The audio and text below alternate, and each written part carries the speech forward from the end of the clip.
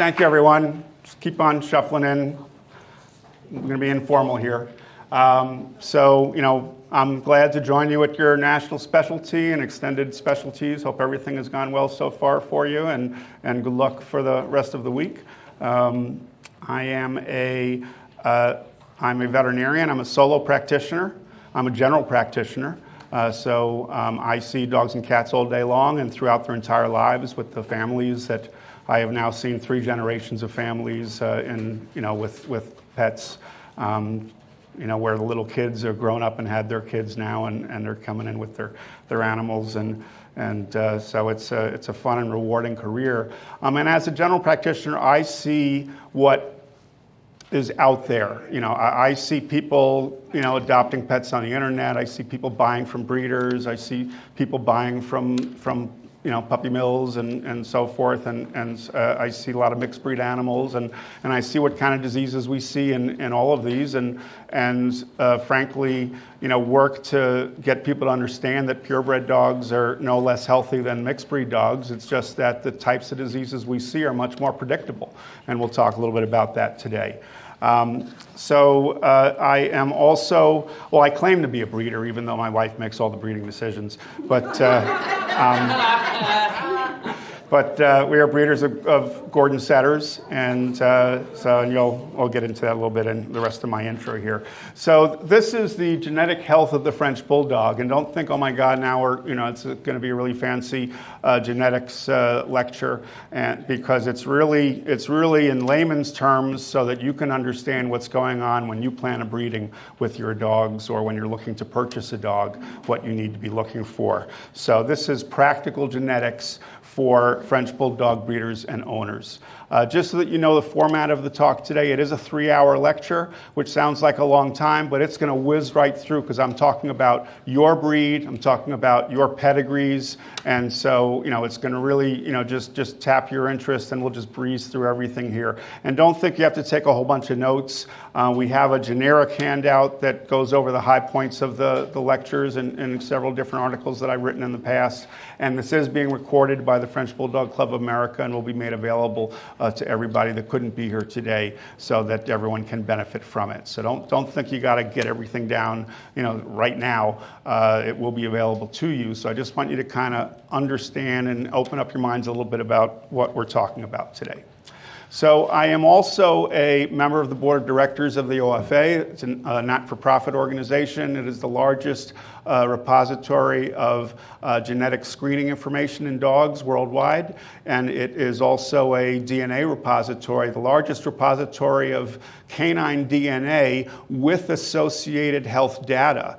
Every dog whose DNA is donated to the repository has a health survey that's filled out, and whenever DNA is needed on a certain breed or a certain disorder, the OFA will send out to the contact so that you can update things in case the DNA is going to be useful.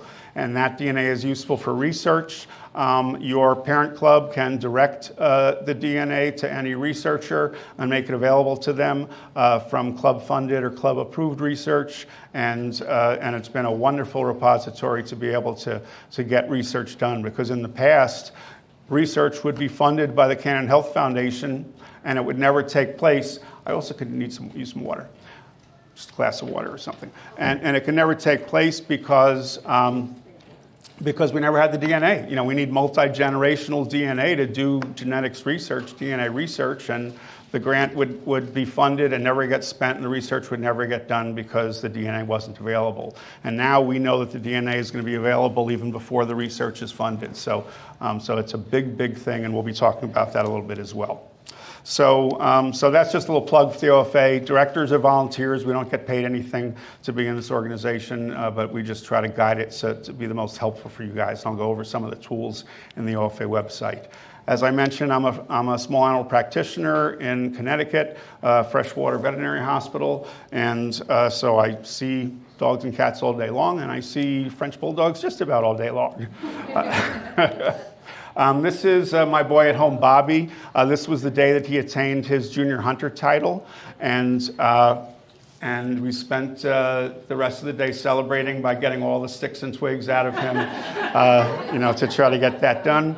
This is his litter sister. So he was homebred. This is his litter sister, Maddie, who won a dog show in New York, and or took breed in the dog show in New York. And so we were very, very pleased with her. That was 3 years to the day that her mother, another homebred bitch, took breed at Westminster. So we're very pleased with our breedings and what we have done with them. So I do understand as a breeder, thank you very much, as a veterinarian, as a breeder, as an owner, everything that we deal with our dogs, and I'll try to impart that to you in that way.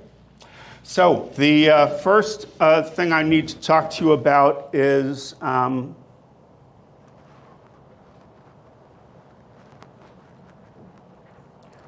going to be doing polling. So I need you to pull out your cell phones. And I need you to there's two ways to do it. The easiest way is to go to a website called pollev.com/FBDCA, French Bulldog Club of America. Okay? And if you go to that poll, every poll will pop up on your screen and you can just tap your answer, and that makes it easy. If you don't want to go to a website, you can text. And what you're doing is you're texting 22333. So the address is 22333 and hitting send. And then, and you only need to do that once. And then after that, you're going to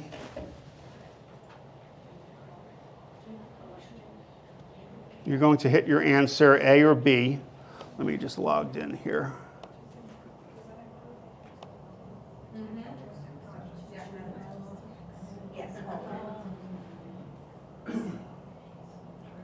Okay. I'm just going to log in real quick, make sure that we're all set here.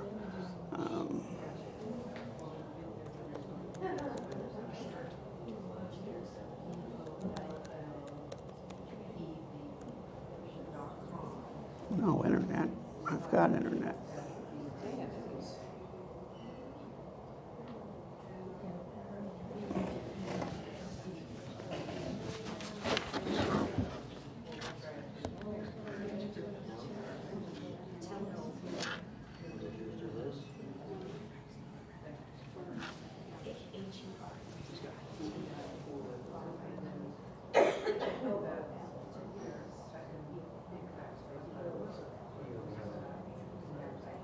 Okay, try it again.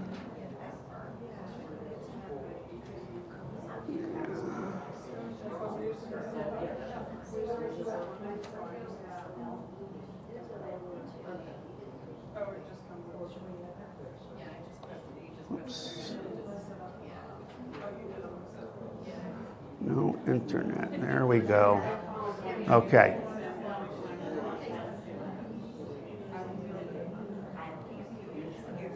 It would work if I spelled it right. Let me get back to the presentation.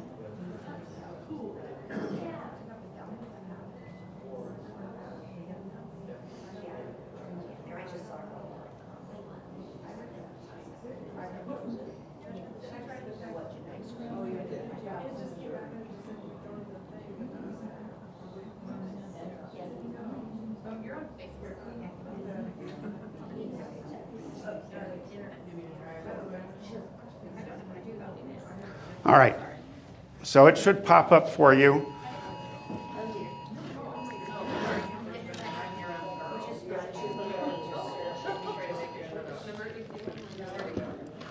Okay, so just to orient you, this is our first poll. I love French Bulldogs or I love Siamese cats, just to make sure you're in the right room. And then, you got it? Okay. And then once you've answered that first poll, then you have exactly where to go to for the rest of the polls as they pop up. And so we've got 14 people so far. And I'm just going to move ahead here while you guys are still getting oriented. You got 17.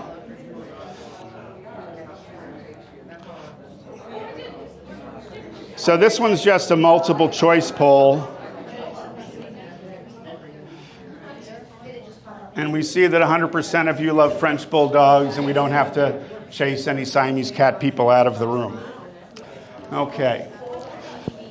And we've got 24 people that logged on for that answer. All right, the next one is a free-form poll. So you need to type your answer in the box and send it. By the way, it asks you if something when you first come on, whether you agree or disagree. You can agree, you can dismiss it. This is completely anonymous. You're not being tracked. No one knows whose answers are what, because I'm going to ask you what diseases you're seeing and stuff like that. So it's all anonymous later on as well as now. So what is the greatest genetic health issue of French Bulldogs? I'd like some of your answers. If you've got more than one, you can put commas between them.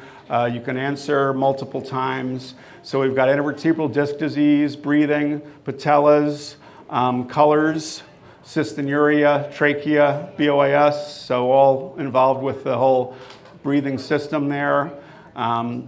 Labored breathing, allergies, certainly a big issue for your breed. Breathing, allergies and breathing. Spinal issues, allergies, obesity, BOAS, cystinuria, labored breathing. Okay, so we've had a lot of things, and we are going to talk about all of those: respiratory disease, color, and BOAS. All right, very good.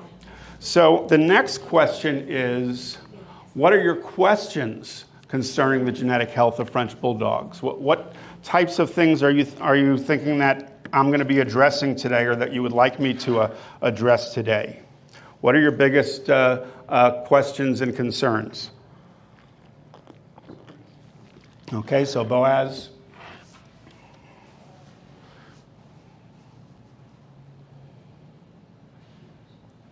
How to address health issues without bottlenecking the gene pool. Breathing issues. Would ever be able to produce a Frenchie that conforms to the standard but can breathe well enough? Good question. Cystinuria DNA test. Good questions. Should we look at elongation of the snout? How to obtain consistency? All very good questions and things that hopefully I'm going to address for you today so that you have better ideas what the answers to those questions are going to be. Genetic test availability, we can talk about that. How can disc disease be put at bay? That's a question that I hope we can come up with some answers for. I'm going to have to go down here a little bit. How to selectively breed to avoid disease, and we'll be addressing that.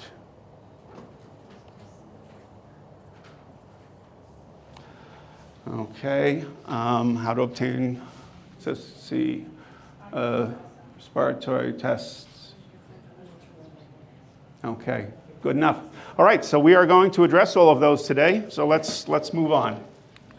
So, a large number of individuals in a breed population provides greater choices when making breeding decisions. And this statement is more for some of the smaller population breeds than the situation that you guys find yourselves in as the presently number 2 breed in America and soon to be number 1 breed in America and in the world.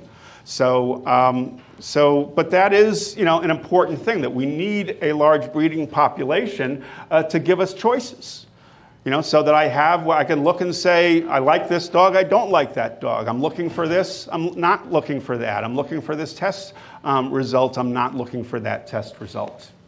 So let's talk about selection, because it's all about selection, and selection is what drives the whole engine here. So if we say that this circle here is the entire gene pool of the French Bulldog, and all of the available breeding dogs are in that gene pool there, and then we say we want to select for a certain aspect, okay? And so only the dogs that have that aspect are the ones that we're going to consider for breeding. So all of a sudden, so with each selected trait or disorder, the proportion of the available gene pool decreases. All right, makes sense? So the first thing we select for is that we want only the dogs that have this. So now only this portion of the gene pool have dogs that are desirable to me, and these dogs out here are not, so I am not going to consider them for breeding. And then we have a genetic test for a serious disorder in the breed, and I only want dogs that are not going to, if my dog tests normal, then they can be carrier or normal or even affected if they're that desirable a dog, but we don't want to produce affected dogs. So, we produce another selection index there, and now only this area of the gene pool is what we're considering for our next mating. And let's say we're also selecting for a certain trait that we look for, and so we put that one there, and then there's another trait or test that we want or that we don't want, and we have another selection index there. And very rapidly, there's only a very small portion of the gene pool that's available to us that's going to actually fulfill all of the things that we're looking for in our next mating. So this tells us a couple of important things. First off is that it's important that what we're using for selection is really important to us because we're eliminating a lot of dogs with that selection. And the second thing is that if we've decided that this thing is important to me, do we have the ability to differentiate those that have it and those that don't have it? So if we're just looking at the phenotype or what we see in the dog, okay, then it's easy to do that. But if we're looking at genes, gene testing is not so simple anymore. It's not like blue eyes and brown eyes anymore. We have a lot of liability genes. We have a lot of genes that you don't understand. We have a lot of genes that even the geneticists don't even understand how they work right now.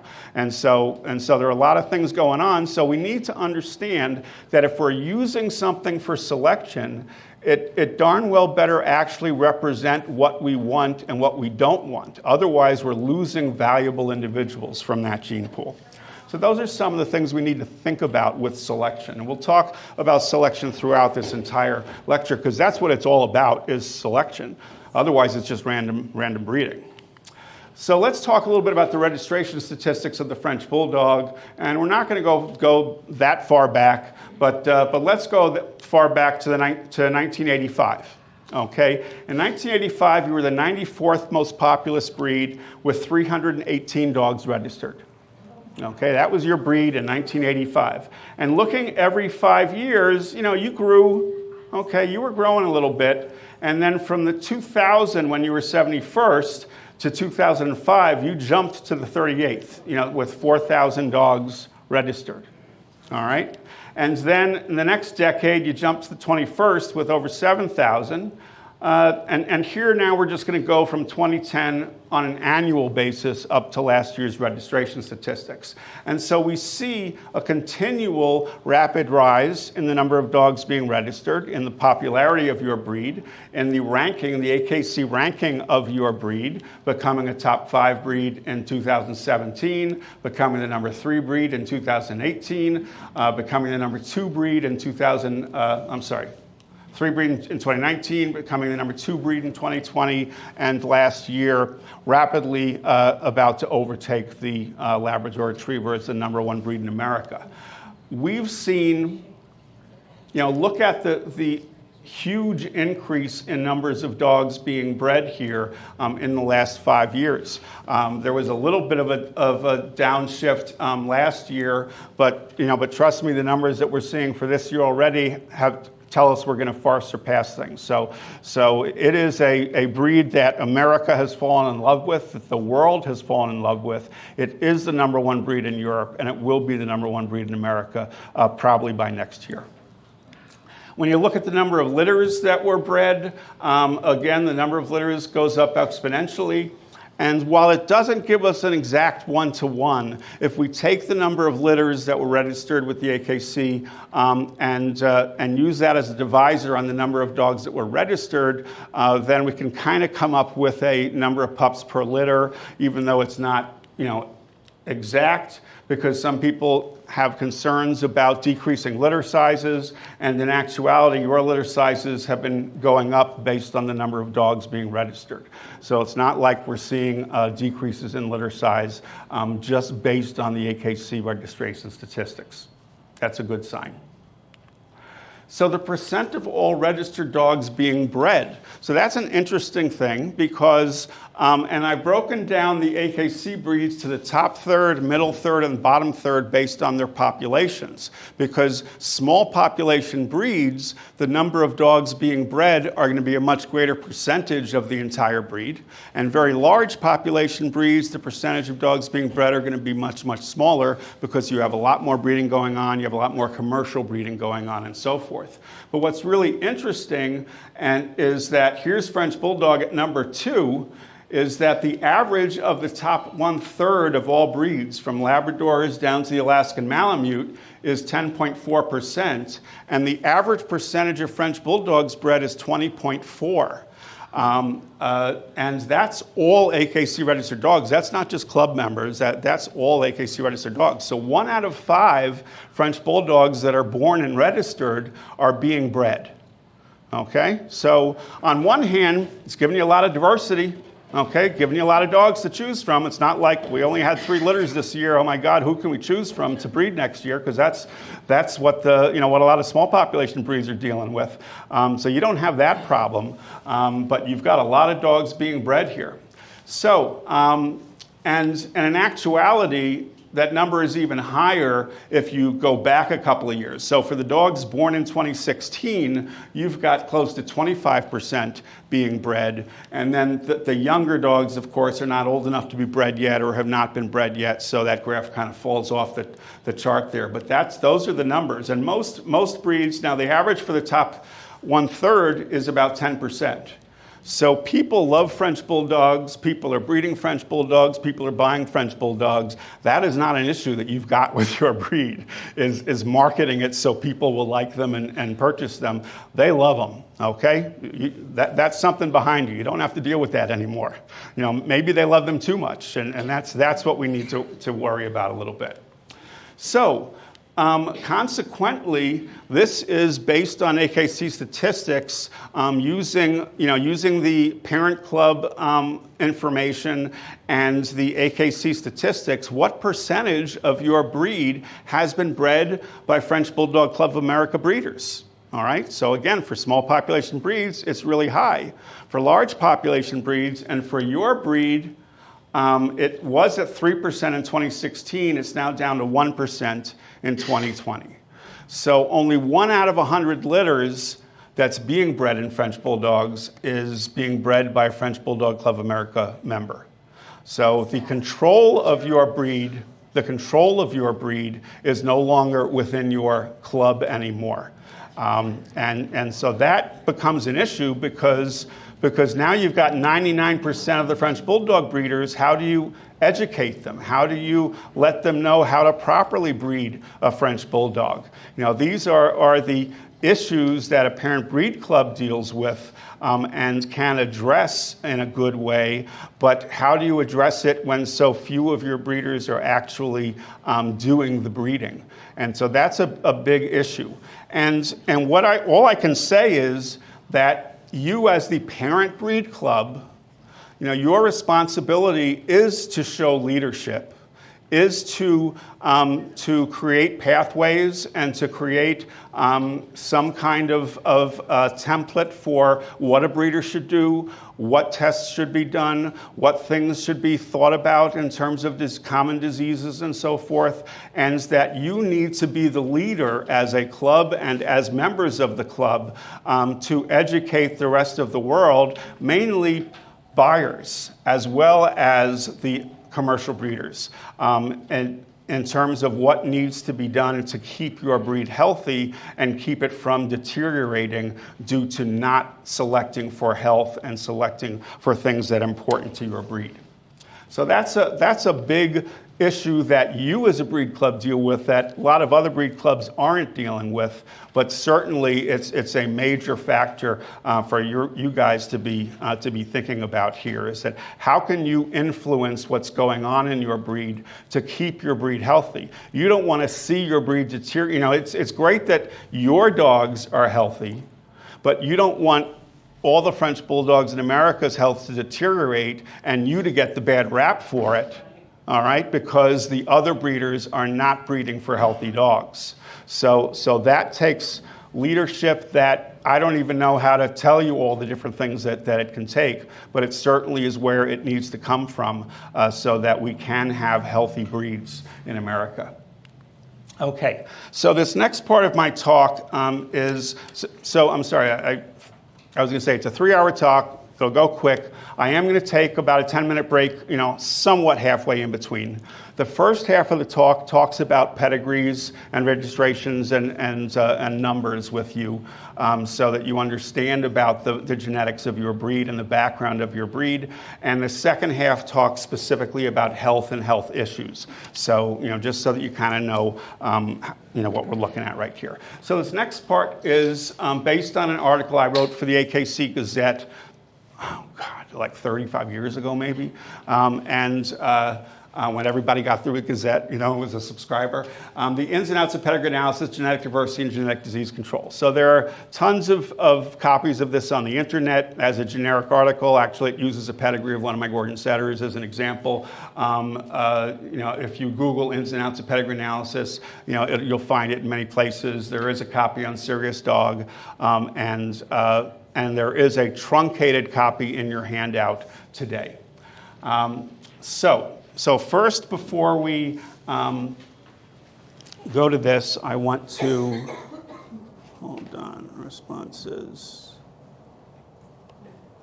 That's not right, clear responses. Okay. All right, so next question is, my last mating was an, or I prefer to do. And the answers are inbreeding, line breeding, outbreeding, outcrossing, or crossbreeding. And so, and you might say, well, define those for me, and I will in the next slide, but not before you answer the question. So what do you think that you are doing? Inbreeding, line breeding, outbreeding, outcrossing, or crossbreeding? And hold on, it looks like it's, yep, hold on, it looks like it's locked here. Okay, there you go, now it's not locked. Is this based on our own definition of this? Yep. For right now, yes.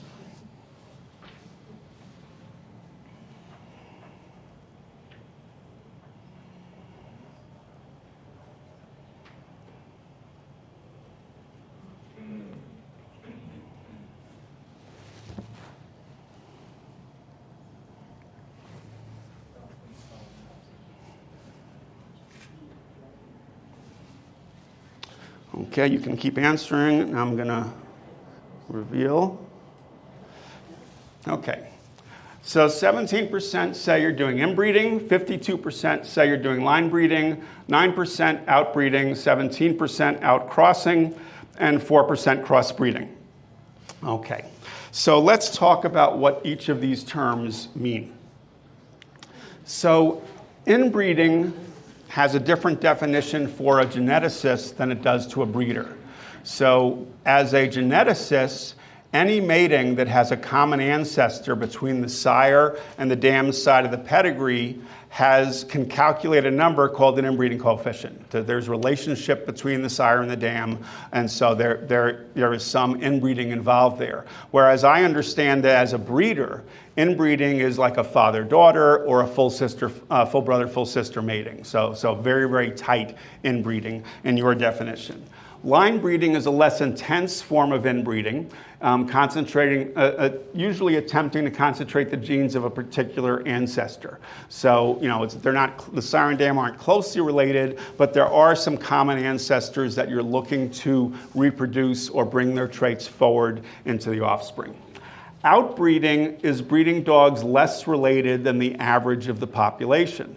So that requires that we know what the average inbreeding coefficient is, or the average relationship of a mating in your breed. And if your mating has an inbreeding coefficient below that number, it's an outbreeding. It's less related than the average of the population.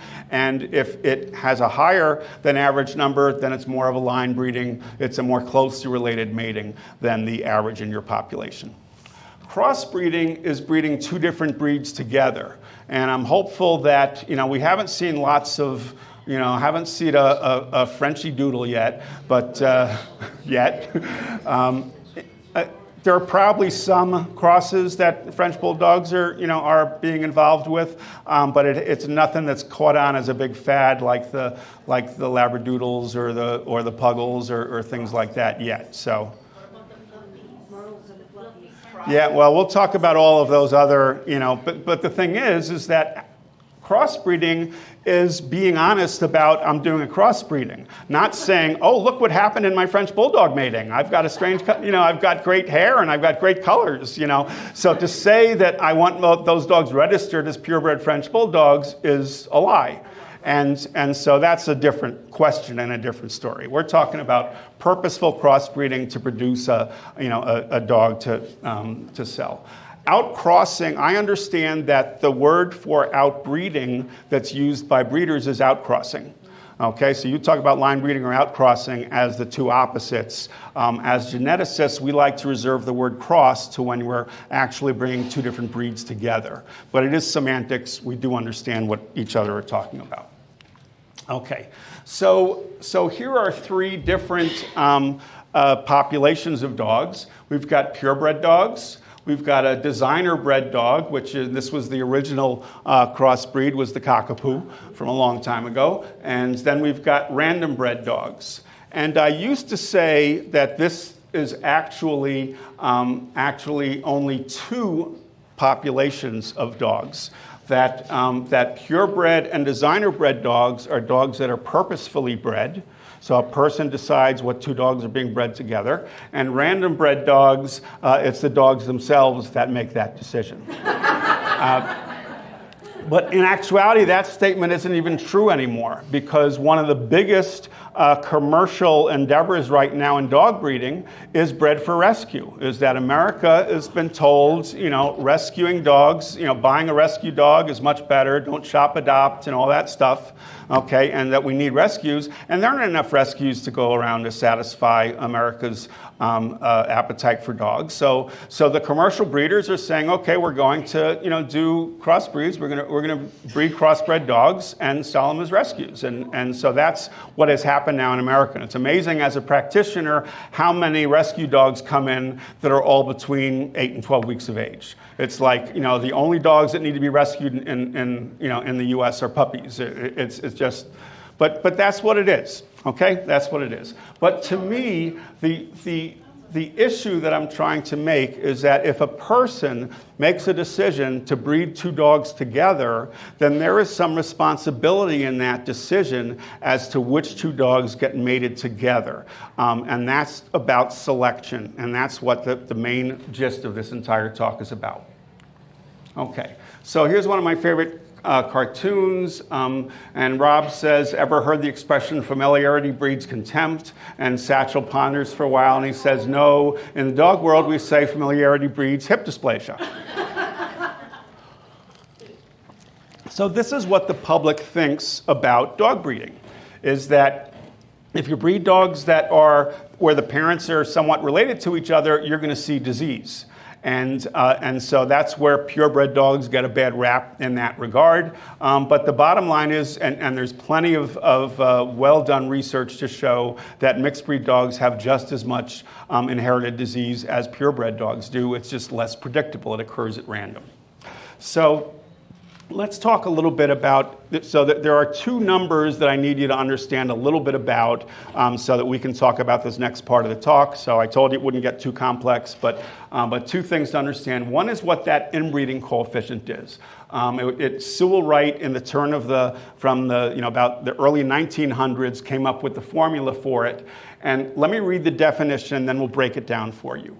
So it is the proportion of all variable gene pairs that are likely to be homozygous due to inheritance from ancestors common to the sire and dam. Okay, what's that all mean? So we know that genes come in pairs, one from the sire and one from the dam, and that they pair up together, and how they interact with each other is how it's going to express itself in the phenotype. So the proportion of all variable gene pairs. So these are the gene pairs that vary within your breed. So a gene pair that makes a dog is not variable. All right, you breed two dogs together, you always get a dog. All right, the genes that make a French bulldog are not variable. Breed two French bulldogs, whoa, got a Chihuahua. Oh well, you always get a French bulldog. All right, so those are non-variable gene pairs. So it's only the variable gene pairs that we're looking at in terms of this inbreeding coefficient. So they're likely to be homozygous. Homozygous means the same. All right, so homo is the same, heterozygous means different. Homozygous means little a on the gene pair or large A on the gene pair. Doesn't matter whether it's a little a or a large a or what it is, but they're the same on both sides of that pair for homozygous. And heterozygous is a large a, little a in that gene pair. The proportion of all variable gene pairs homozygous due to inheritance from ancestors common to the sire and dam. So an individual who's on the sire's pedigree can pass that gene down, and if it appears on the dam side of the pedigree and can pass the gene up, then it can become homozygous due to inheritance from that common ancestor. And that's a measurement of all the gene pairs that can be homozygous. So if you say a dog has a 17% inbreeding coefficient, we expect 17% of its gene pairs to be homozygous due to inheritance from common ancestors. One other way of looking at that inbreeding coefficient is the probability of an individual being homozygous at only a single gene pair due to common ancestry. So what is the chance that from this mating we'll be homozygous for a single gene? 17%, if we're selecting for that gene. Okay. And the other number I need you to understand is a relationship coefficient. So this is a measurement of the probable genetic likeness between the individual and a particular ancestor. So if we say that we're line breeding on a certain ancestor, the relationship coefficient gives us the percentage of genes that we expect the individual whose pedigree we're creating and that ancestor to share. So if we say that this pedigree is 35% on Joe, then we expect that that individual with that pedigree 35% of its genes on average came from Joe. All right? And there's a complex formula for this relationship because actually the inbreeding coefficient of the ancestor and the inbreeding coefficient of the individual will vary depending on how much homozygosity or heterozygosity there are in each of those individuals, makes that number vary a little bit, but only by a little. So we really can approximate this by doing what's called a percent blood calculation. And that's an easy thing to do. A sire and dam pass on 50%. Each grandparent passes on 25%. Each great-grandparent passes on 12.5%, 6.25%, 3.125. And so if you count up the number of spots that individual appears in with their generations, if they're a grandparent on one side at 25 and a great-grandparent at 6.25, then we've got 32 point whatever percent as a relationship, as a percent blood calculation. So those are the numbers that I need you to understand. So this is an analysis of the entire AKC French Bulldog registration database. All right? Now, something you need to understand about the AKC database is that it only goes back to dogs that were registered in the early 1980s. All right? That's when the AKC went from a mainframe computer to their current system that they now have. And someone made the decision that, well, we're not going to, at that time, transferring data was not just a simple push a button type of thing. And they decided, well, we're not going to transfer that data. All we'll do is that if there are individuals whose pedigrees are coming in, we'll go back to the 3 generation that we normally do and include those individuals. So you've got some individuals that were bred in the 1980s that were born back in the 1960s that are also included. But that's all that it is. It doesn't go back to the founders of your breed. And many breed clubs have somebody that is diligent about recording all of the pedigrees in a computerized database. But, as a French Bulldog person, who's going to record 63,000 dogs a year? We don't have any databases that go back to founders in your breed at this time. Even though there were very small numbers in 85, 385 dogs is certainly reasonable and earlier than that. But there are no databases that go electronically go back that far. So I want you to look at a couple of different columns here. The mean all generation inbreeding coefficient calculates the inbreeding coefficient of the dogs going as far back in the pedigree as is available. All right, and in there weren't enough relationships really in the 59 dogs from the 60s to calculate accurate coefficients. There were only 5 unique dogs in pedigrees at that time. In the 70s, the average was 13.1. And this number goes down as you go through each decade here. Now, one rule about inbreeding coefficients, if you do all generation inbreeding coefficients, is that they can never go down. They can only go up if you're using all known generations. All right? Is there a way to turn the air up a little bit in here? I see a box that's there. Maybe someone from because I know I'm getting warm, maybe you are too. So what this tells me when that number is going down is that new dogs with new pedigrees are being added to the database. So dogs that were never bred before, or dogs whose ancestors were not bred before, are being brought into the AKC. And the AKC doesn't research a pedigree beyond 3 to 5 generations to see how they actually link up with the other French bulldogs. That's not their job. They have a registration database. They don't have a research they don't make their AKC registration database for research. It's for registrations and to ensure the pedigree and purebred integrity of the registry. So that's not their calling to connect everybody together. So that's why that number goes down in your breed there. If you look at the mean 10 generation and 5 generation coefficients, that tells you how line-bred or outbred the population is, only going back a certain number of generations, but allows you to compare one generation to the prior because you're truncating it just based on a set number of generations. And that's an important thing to do if you want to compare generations together. And so as you can see, those go down as well. And what this actually tells us is that 3% of your inbreeding you can calculate based on 5 generations.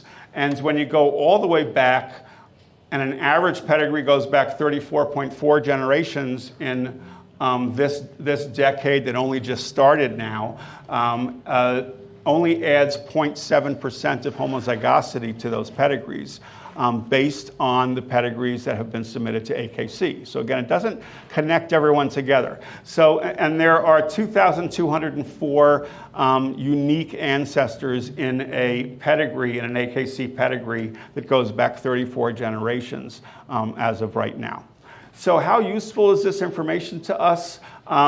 It's a little useful, but it's not a lot because these are not complete pedigrees. They don't connect everybody back up. But it does tell us that you guys aren't, as we would consider for a very large populous breed, you are not truncating. We have breeds that are in the top 10 whose inbreeding coefficients are jumping dramatically because of popular sire issues, because everyone is going on a certain line and so forth. And that is not happening as of right now in your breed, but that is something that we do need to watch out for. Okay, so here is are those 3, all generation 10 and generation 5 generation. We see that they are dropping mostly due to truncated pedigrees there. And the average coefficients for many breeds, the averages tend to be 10, 12%. So based on pedigrees alone. And we'll talk about what molecular genetic pedigrees tell us as well in a little bit. So you've got like a short-haired pointer at 11%. You've got Irish setters at 15, Peers at 17. You've got bull terriers at 19, and then you've got really tightly bred like Tollers and Norfolk terriers, way high. Those guys have issues asking about genetic diversity with the homozygosity that they have. Okay, so the molecular genetic companies can actually look at the genomes of your dogs through DNA and calculate the amount of homozygosity that is going on. And that is a more accurate representation of the homozygosity of your breed. And so EMBARK, for over 24,000 French bulldogs, your average inbreeding coefficient is 19.5%. Okay, and that is actually right about the average for all mixed breed dogs and all purebred dogs. All purebred breeds. Some are much higher, some are a little bit lower, but you're right on the middle of the line there. So questions about genetic diversity and the breadth of your gene pool are not really big questions that you guys need to worry about in your breed. Okay, so let's work on genetic analysis now, some pedigree analysis. So this is looking at the dogs from the 1960s in the AKC pedigree database and what the relationship coefficients are to their ancestors.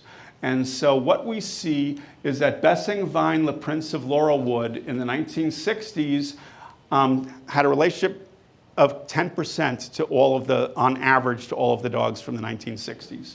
And then we've got Glenthorne Maxiboy of Laurelwood, and I'm going to mispronounce French names because I never took French, so I apologize now. And we've got Tourette's Tourbillon de Gammon, who was born in 1963 at 8%. And I want you to remember that because he is a very influential dog in your breed. We've got, as we come down here, we've got a couple of more, and it goes down to smaller percentages. So that's the 1960s. In the 1970s, those first two dogs dropped down. They're no longer as influential. But Tourette's Tourbillon de Gammon goes from 8% to 18%. So whatever he's produced, people are liking. Does anyone know that dog? Or any really old timers here, anybody? Or know of that dog? Yeah, he was used a lot. Yeah. So, yeah, I mean, and you didn't have a big breed. What it is that there's a dog, I think you're going to show it in 2 slides, who's a father-daughter, father-daughter, father-daughter breeding. Yep. Full line bred on that dog. Well, if that line was influential to the entire breed, then they'll be on the list. If it was just a clade or a single family line, then probably not. But at any rate, his influence went up. So what he produced was good. His great-great-grandson that was hugely influential, and his great-great-grandson was like a 37% inbreeding on him. All right. Then we've got Hampton's Petite Cherie as a bitch, and she's at 9%, jumped from 4. And then we've got some others that got added in the 1970s. When we go to the 1980s, we see that this guy here falls off. Not that he's not influential anymore, but no longer influential to every French Bulldog. Okay, we see this guy continue to drop, and we see Tourette's Tourbillon de Gammon go up to 20%. We see Hampton's Petite Cherie go up to 10%, and we see a couple of new ones jump up.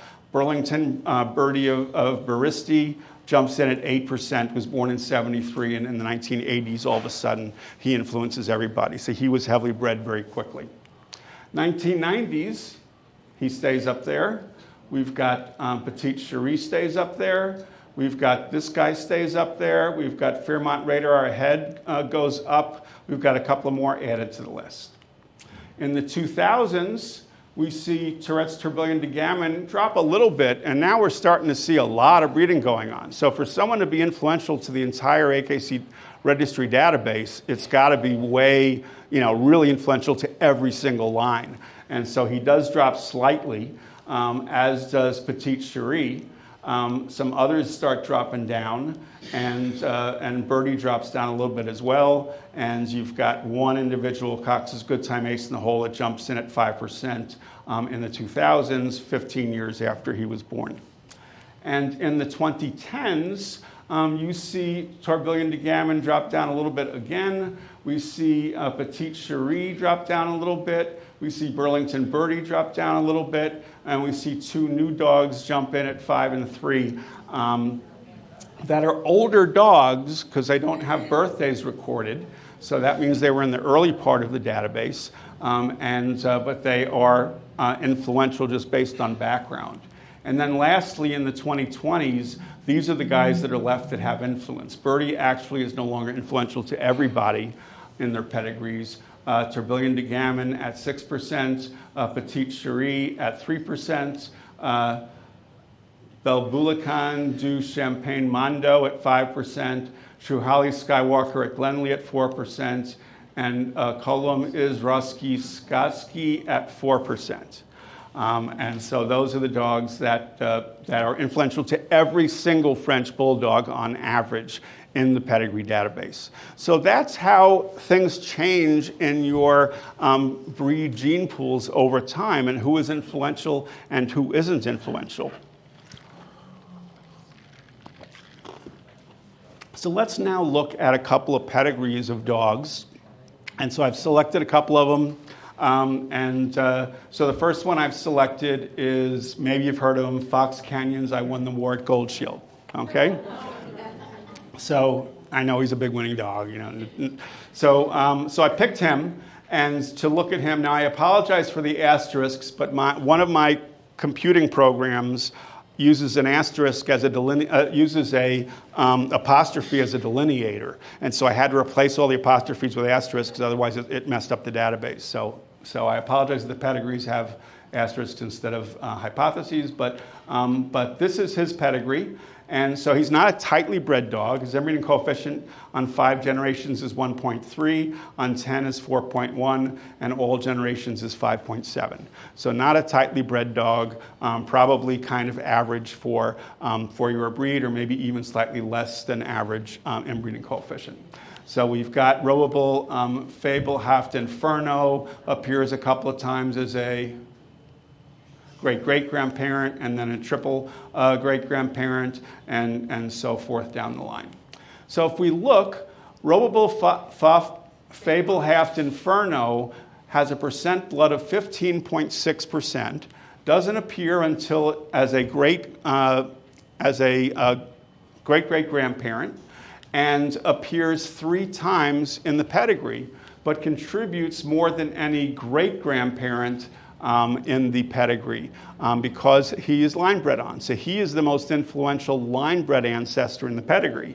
Now, certainly the parents contribute 50%, and the grandparents contribute 25%, so they're more influential in the total number of genes. But in terms of gene pairs being matched up with line breeding, these are the influential individuals. The second most influential individual in that dog's pedigree is Tourette's Tourbillon de Gammon at 14.3%. He doesn't appear until the 11th generation, but appears over almost 14,000 times in the pedigree, and therefore has that much influence on him and every single French Bulldog because of his ancestral contribution to the breed, and that his lines have been carried forward because of his positive contributions. Then you've got other individuals that have more close line breeding, 5th generation, 6th generation. Then you've got back to Hampton's Chevalier, who's at 8.8%, appears almost 3,000 times, and so forth down the line. So this is the influential ancestors of his pedigree and of his background, and that you would expect to see. Here's a pedigree of Empire and Bandog's Walk on Water. Anyone hear of this dog? Yep. Okay. So this dog has more line breeding going on. So his paternal grandsire is also a triple great, 3 times triple great grandsire, as well as 4 times or 5 times great grandsire in the background. So appears a lot in the pedigree. Also, this dog here, Bandog and Texas Stars Come to the Garden, is a great grandparent on both the sire and the dam side of the pedigree. So these 2 dogs are half siblings because he was bred to 2 different bitches, but then because they were half siblings, that produces some line breeding in the pedigree as well. The inbreeding coefficient for 5 generations is 7.4%, for 10 generations is 14.8, and for all generations is 17.4. So this is certainly a more tightly bred pedigree than on average for your breed. And so it's no surprise that all of those line-bred ancestors contribute high percentages to this dog. And they are the most prominent in the pedigree, more than a grandparent for many of these individuals, or close to a grandparent. And Tourette's Tourbillon de Gammon at 19.2 doesn't appear till the 10th generation, appears over 53,000 times, and you've got these individuals going down the line there. So you've got your more recent line breeding, you've got your what I call your background line breeding, these guys are always going to be present in every pedigree and are going to be there. And lastly, I want you to look at a completely outbred dog. So this one, just based on the names, might even be a commercially bred dog, just based on what I'm looking at here, but it doesn't matter. I'm showing you a pedigree. Miranda's Lucky, and 5 generations, 0%, 10 generations, 1.2, and all generations 2.3%. So that certainly is an outbred individual, doesn't have a lot of commonality between the sire and the dam side of the pedigrees, and therefore, what do we see? Belbulican du Champagne Mondo at 7%, doesn't appear to the 9th generation, appears 476 times. Tourette's Tourbillon de Gammon at 6.8%, doesn't appear till the 16th generation, but appears almost 1 million times in the pedigree. And really the closest individual is this Pacific Blue French Bulldog's Ironman, who appears for the first time in the 5th generation, and this dog here that first appears in the 5th generation. That's the only commonality between the sire and the dam in that pedigree. So that's what a completely outbred pedigree looks like. The relationship coefficients, the common ancestors, are all in the late generations.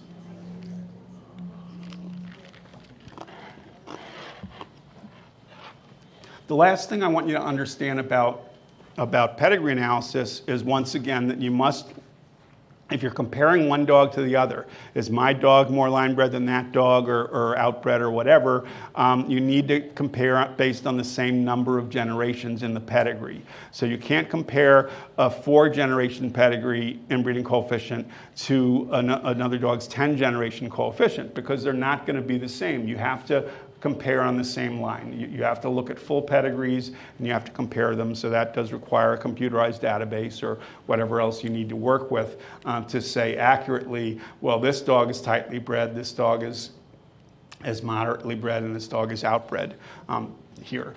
You can't look up here on 3 generations and say, well, this dog is the same as that, because they're not. They have differences if you go back through the generations. So you always need to look. And as a standard, we kind of tend to look at 10-generation coefficients when looking at these, when we do have computerized databases. So that's understanding a little bit about pedigrees. And so now let's talk about what that actually means to the genes in the dogs that we are looking at. So, because we need to talk about homozygosity. So this is the next poll. And let me just make sure we're unlocked. Yep. Okay. So are absolute levels of breed homozygosity and differences in homozygosity between individual dogs important? Is it important what the differences are, for a breed average homozygosity number and the differences between 2 dogs being outbred or line bred?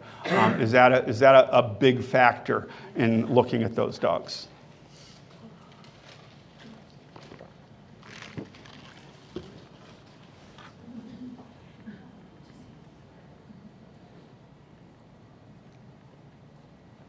And I know it's a tough question, so you're not all jumping in on there right away to answer it. So I really haven't explained the differences here. Okay, but 94% of you are saying yes, it's really important, that those homozygosity numbers are really, really important and you need to pay attention to them. And breeds with much smaller populations are fixated on that, fixated on homozygosity. And there are commercial genetic testing companies that are telling you homozygosity equals genetic diversity, which is an absolute lie. It is the biggest falsehood that's out there, is that homozygosity equals genetic diversity. That is not what it represents. And so we'll talk about that. But 90% of you feel that is important. So the next question is, why? Why do you think that is important? What does that tell us, and why is it important for the dogs?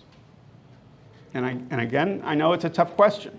It's a question that all of us need to think about and say, okay, why am I following this number and why is it important?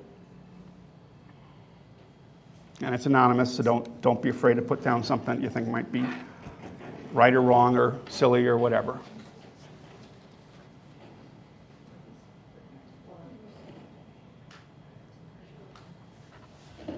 Is it unlocked? Yeah. Okay. You guys are really shy now. I shouldn't have said anything before I showed this slide. Okay, in the wrong hands, it could be detrimental in regards to healthy offspring. That's true. In order to get consistent breeding, one needs to understand how a dog will produce itself. Okay, consistency in breeding does have to do with homozygosity. Potential for detrimental recessives, you tell me. Heterozygosity confers fitness or vigor. That is what the molecular geneticists tell us. For predictability of genetic traits, it gives us probability of disease or disease expression. Okay, so these are all valid answers and things that we need to consider when we talk about it. If the heritable traits are identified by homozygosity, that would be informative, correct? But there we're talking about the homozygosity of, what's going on here? Of individual genes and not overall homozygosity. Unpreferable genes might show consistency in what is produced. True. So let's talk about that. Okay, so in order to understand about breeds, you must understand about breed evolution and the development of breeds. The development of breeds occurred through artificial selection for body type, color, coat type, behavior, and conformational aspects, anatomy, all right? As breed lines became more specialized and stud books closed, those who did not conform to the standard were removed from breeding. All right, so this is how we developed breeds. This is how there are over 400 different breeds in the world of dog breeds. And we talk about the plasticity of dogs and how we can have so much diversity just in what dogs look like and what dogs can do around the world based on our artificial selection. And it's really important to understand that artificial selection is different from natural selection. We no longer have natural selection that's only going to allow the best dogs and healthiest dogs to reproduce. We're the ones that need to make that determination because we can artificially select for anything, whether it's good or whether it's bad. Studies of dog breeds estimate that they lose on average a third of their genetic diversity through breed formation. And I'll tell you that's probably a low number. They probably lose a lot more than that in their breed formation. So here is a pedigree analysis of, so this is a pedigree of a single dog. And this is the part of the pedigree that you're used to looking at. Here's a dog, sire, dam, grandsire, and granddam, and then it goes back this way. But this is the founding population of the breed. This is where the breed came from. So this isn't the French Bulldog, because we don't have a database that goes all the way back to founders where I can print out a picture like this for you guys. So this is a different breed, but this is what happens at the beginning of a breed, is that individuals are bred together for something, whether it's a working phenotype, whether it's for a conformational phenotype, the way they look, what they do, whatever. And then there's a lot of breeding and purging that goes on initially because you don't always produce what you want initially. So this is the breeding and purging phase here that goes on as that population slowly grows. And once they're reproducing fairly uniformly as a breed and the breed popularity goes up, we go through a population expansion. And so that's this phase over here and this phase up here. And so if we had a picture of your breed, it would look just like this, except this part would be like on the third floor, and this part would be down near the center of the earth, okay? So, because that's the population expansion that you've experienced in your breed very, very rapidly in the last couple of years. But that's what the pedigree, and truly for any dog or any breed, this line continues to go up, and this line continues to go down in terms of the background of the breed, but because we're only looking at a single dog, the breed truncates on that single dog's pedigree right here. So that's what a typical pedigree looks like in a breed. So any selection over generations will create homozygosity, a uniform, purposeful selection for breeding goals. Okay, so we are creating homozygosity in order for dogs to reproduce uniformly and in order for certain health aspects to reproduce uniformly. So this is good homozygosity. This is what we're trying to do. And we're looking to diminish the frequencies of undesirable genes. So the things that we don't want, the disqualifications, the diseases and so forth, we're hoping are going to diminish in our gene pool. Any selection will cause a loss of genetic diversity. So selection, as we went back to the circles there, if anything is not in that index of selection, we lose it. We lose it to the next generation. So we are losing diversity through selection. But this loss is not detrimental to the population if it's directly related to increasing its superiority. So that's what's important, is that we maintain the breadth of the pedigree background of the breed, and the superiority of the breed in what we are selecting. Breed-defining genes would be expected to become homozygous due to selection over time. These include breed-selected traits for size, coat color, texture, behavior, skeletal morphology, and other traits.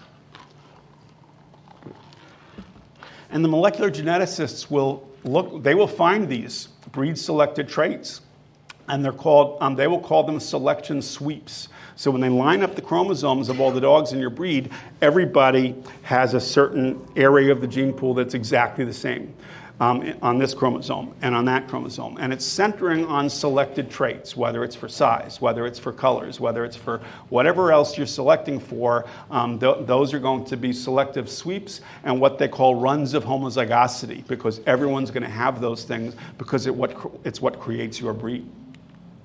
Even without close line breeding, selection for positive traits will increase their homozygosity, having originated from distant ancestors. I also forgot to mention at the beginning of the talk that to thank everyone here for the pictures that I stole off your websites. Okay, so I tried to populate with nice pictures of French bulldogs. So thank you for that. Okay, so selection equals homozygosity. That's the bottom line. If you select, you're causing homozygosity. So if companies are telling you, oh my God, you need to select against homozygosity, what are they telling you to do? To select against everything you've been selecting for over time. Because the molecular genetic companies, they cannot differentiate good homozygosity from bad homozygosity. So they don't know what those homozygous and heterozygous areas of the chromosomes actually signal for and create. If they're saying you need to breed the least related dogs together, they're asking you to randomize your population and select against the traits that you've been selecting for. And if you're selecting for heterozygosity in areas that are fairly homozygous in your breed, then you are selecting that you need to breed to individuals that have what are called minor allele frequencies in order to create heterozygosity. So you need to see something that's not what's homozygous in the breed and breed to that. And they'll tell you that's the best one to breed to. Whereas the minor allele frequencies, in all likelihood, you've been selecting against them for generations because they have no idea what they represent. You've been selecting against them for generations, trying to create your ideal dog in your breed. So breeding by numbers does not make sense, and it is not something we need to be following. So modern breed population statistics show that we have high homozygosity, we have low effective population size or number of founders, and high average relationship coefficients to influential ancestors, and these ancestors appear in the pedigrees of every member of your breed with genetic contributions of anywhere from 15 to 35%, depending on the breed. So this is what happens when you create a breed in terms of your breeding. Okay. So these are necessary and expected consequences of breed formation and evolution. This is what we expect when we are breeding. That is not a French bulldog. That was my first master hunter, Smitty, and he wanted to be in on it, so whatever. Okay, so homozygosity is not inherently correlated to impaired genetic health, nor does it need to be artificially controlled. So, and even I have been guilty of, when I do a complete pedigree database and analysis and over the generations, and show how with each generation the relationship of the parents is less related, which means that the breeders are expanding their gene pool, are utilizing the breadth of their gene pool. So each generation, the average mating is less related than the generation before. That's just a sign of an expanding gene pool. But people are thinking that means that I'm telling them that that number going down is the goal. And it's not, because if you use that as the goal, you are going to just disrupt the gene pools of your breed.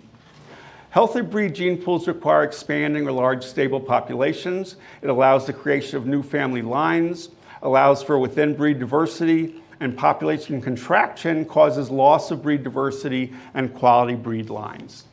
Selection of breeding animals should represent the quality traits and breadth of pedigree background, and quality lines should not be abandoned. And so that's really an important aspect. Dogs in your gene pool that have different backgrounds. Okay? It does not mean that those dogs have different numbers of heterozygosity or homozygosity, because those numbers only have to do with what kind of mating you just did.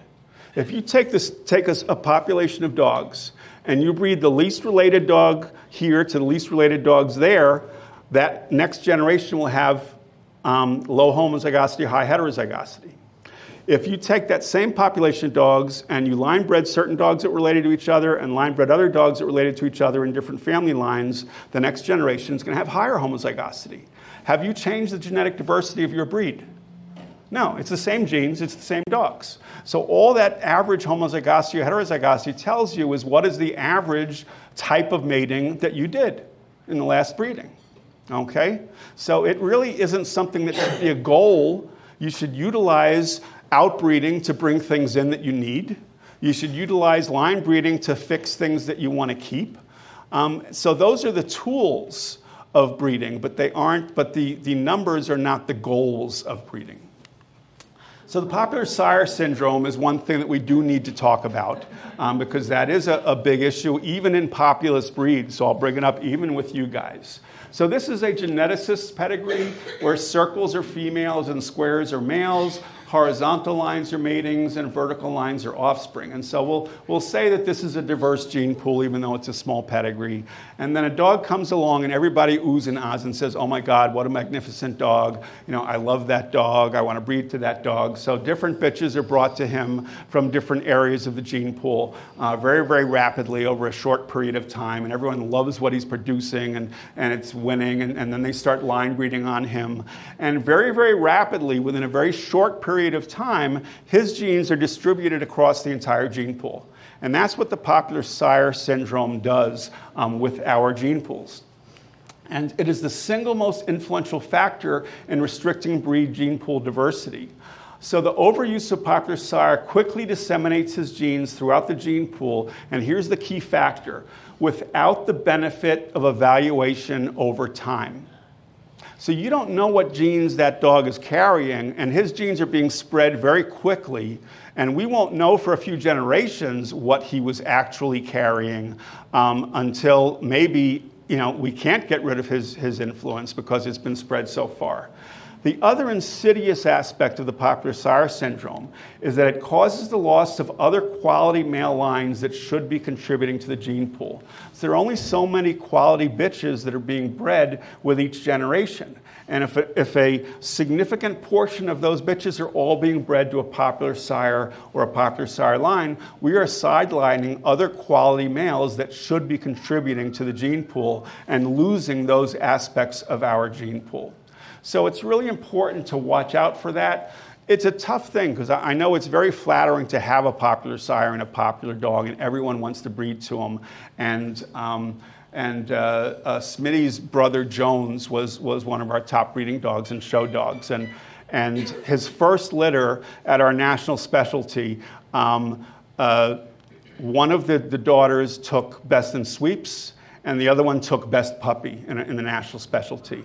And everyone came and said, I want to breed to Jones. And his second litter was still, wasn't even born yet. And we had no idea what else he's going to produce. And we had 15 people that wanted to breed to him. And we sent him to the field trainer and said, no, sorry, he's at the field trainer, he's not available. And we want to see what's going to happen, before we do any more breeding with him. So it really takes a little bit of self-control to try to do the best thing for your breed. And freeze semen, absolutely, and keep it there. But let's be reasonable about what we do with these guys. And some people say, well, what's the difference between a popular sire and an influential ancestor that appears 1 million times in the pedigree?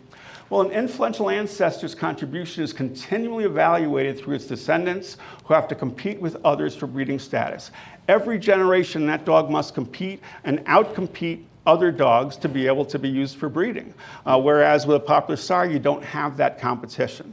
If that individual is no longer passing on quality, its influence is going to drop and no longer be an influential ancestor. And the last thing is that if a popular sire is found to pass on deleterious genes, the resultant purging process to get rid of those genes and get rid of his influence will eliminate the influence of all the quality bitches that he was bred to. So you can lose an entire generation of quality bitch influence because of trying to purge out a popular sire. So a very important thing to be understanding about. So lastly, on this first half, great time, we're talking about diseases, disorders, and pay attention, watch for it, what I call the dark side of breed development. So all individuals carry some deleterious mutations, and we all do, our dogs do, okay? Quality individuals who propagate will also propagate their deleterious mutations. These can cause breed-related disease if they are disseminated and increase in frequency through the founder's effect.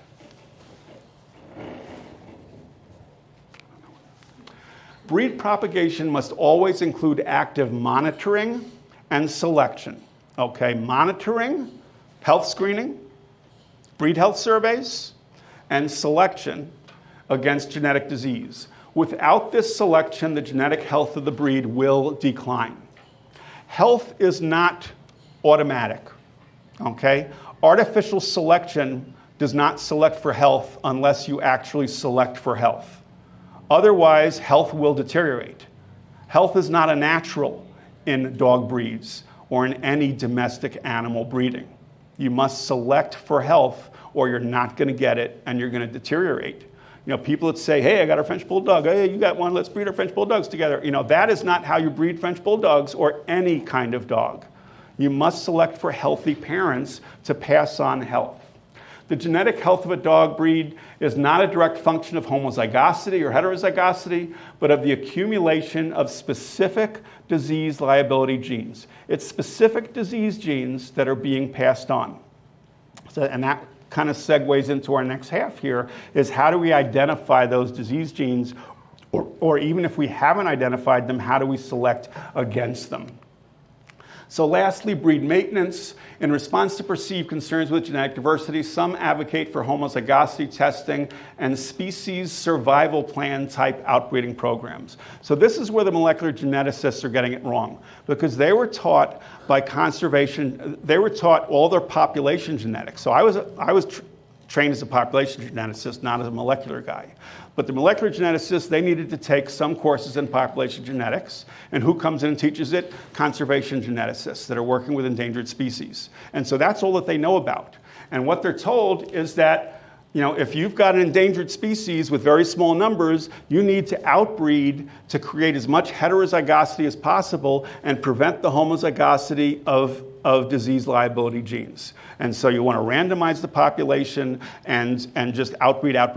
And that's what these molecular companies are telling you to do, because that's what they were taught by their professors long ago. But what happens is that only outbreeding homogenizes breeds and erases the genetic difference between individuals.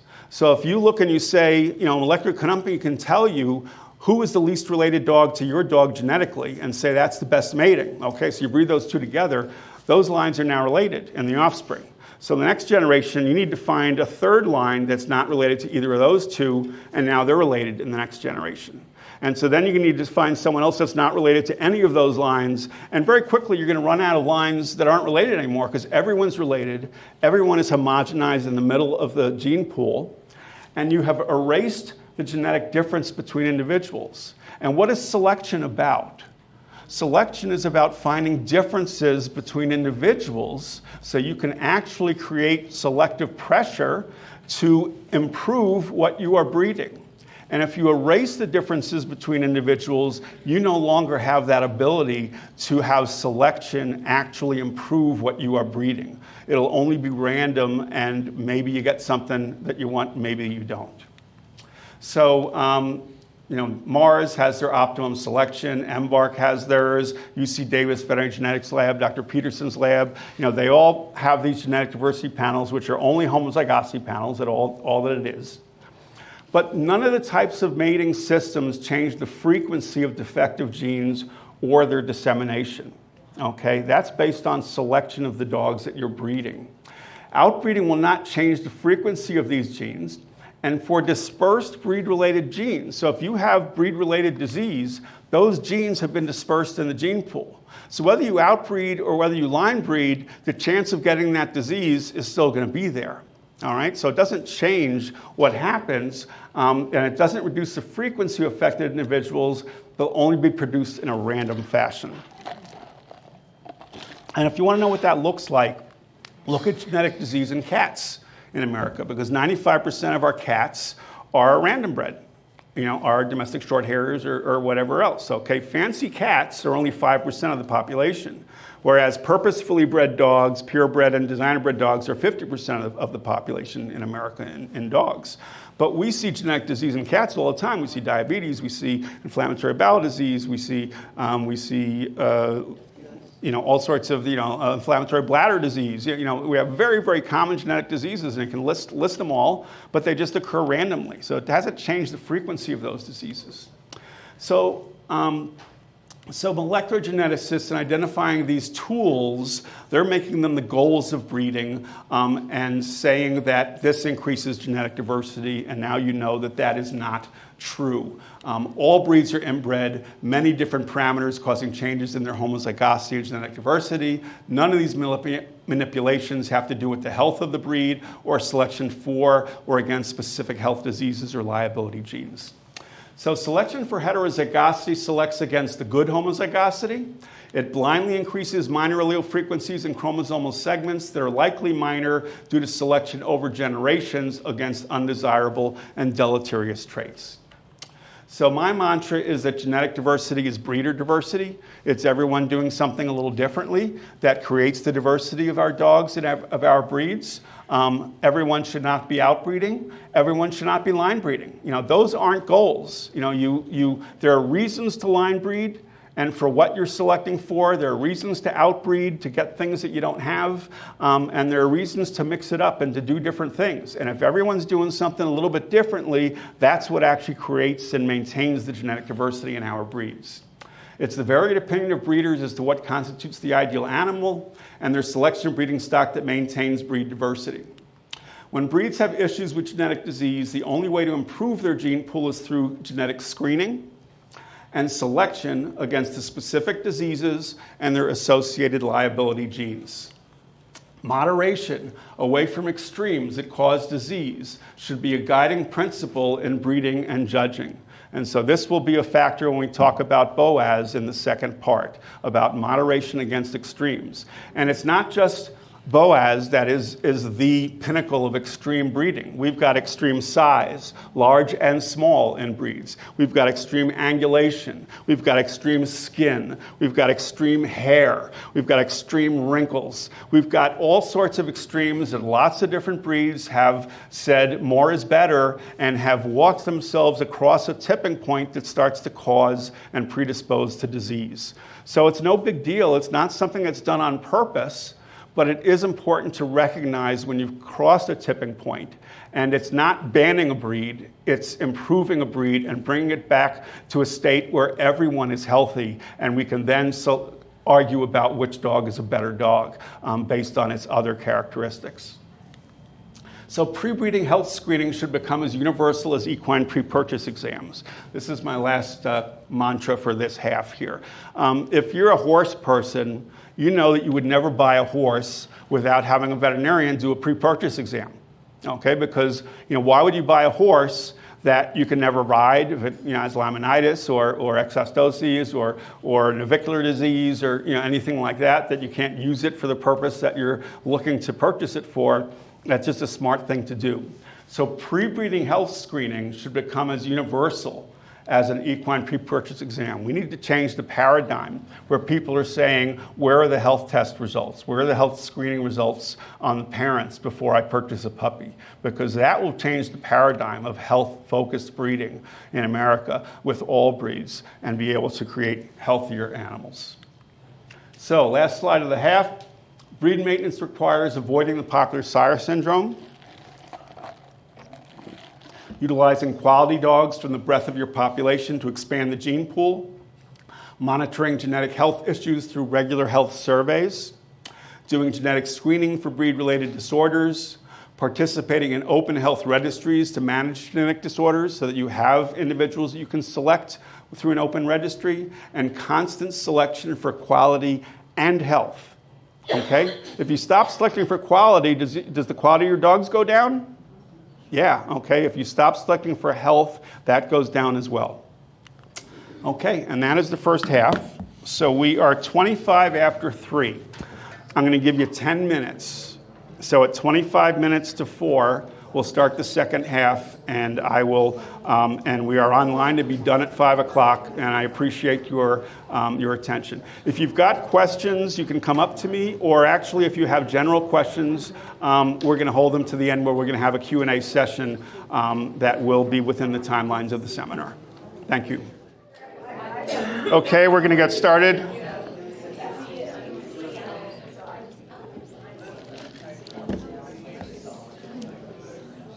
All right, so thank you and welcome back. Are we on? Okay, so this part is about health, about developing a healthy breeding program.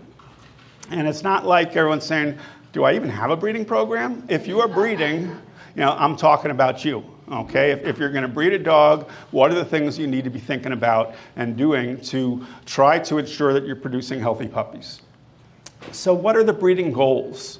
Well, the breeding goal for a purebred dog should always be to maintain and enhance the quality of the breed, okay? And not limit the genetic diversity of the population, which again is not as big an issue with your breed with the immense population that you've got there. And some people say, wow, Dr. Bell, you're all about health and everything. I would think that health would be number one. And realistically, there's plenty of healthy mixed breed dogs out there. But if you're breeding a French Bulldog, you need to breed a quality French Bulldog. You need to want to breed a quality French Bulldog. You may not get it every time, but you need to want to breed a quality French Bulldog. And so that is the most important thing that you're doing as a purebred breeder. And then genetic disease control is not really secondary, but it goes along with the quality of your breed. And what we don't want to do with each litter is to not produce affected individuals. So this causes us to try to figure out a little bit about the inheritance of the different things that we're selecting for and selecting against, both complex traits like BOAS and hip dysplasia and so forth, as well as simple genetic diseases like juvenile cataracts, where we can absolutely prevent producing affected animals by just doing the genetic testing.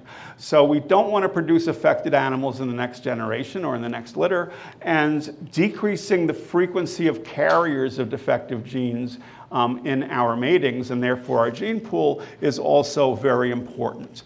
And there are some breeds that have decided that there are a couple of parent clubs that have said that only males should be genetic tested and that we should use normal males, and it doesn't matter what the bitch is that they're being bred to, because you'll never produce affecteds and by using normal males, and who cares about how much are carriers.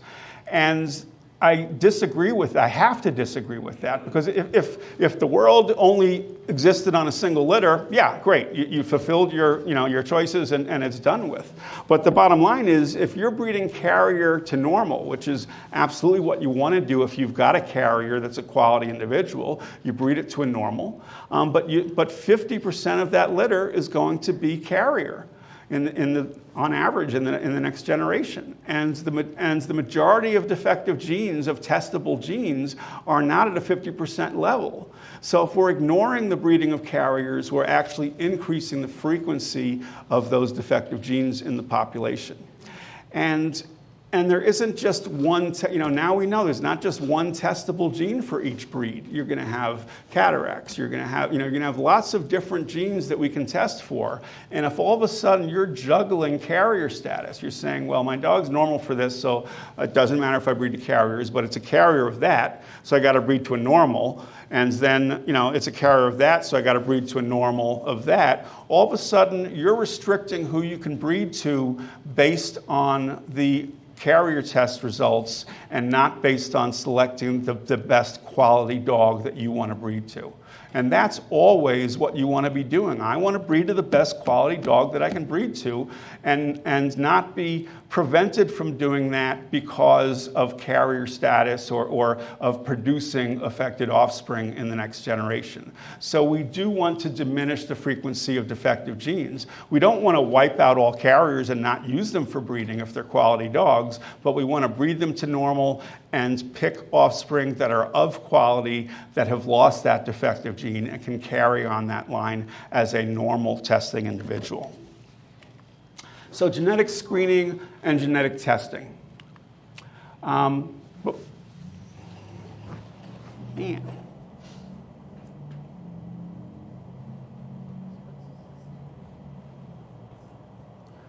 That was from a different breed, even though they had similar problems as yours.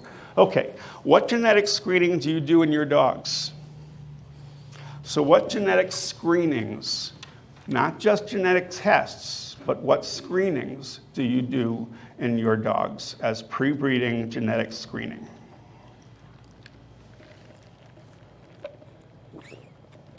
You can use commas.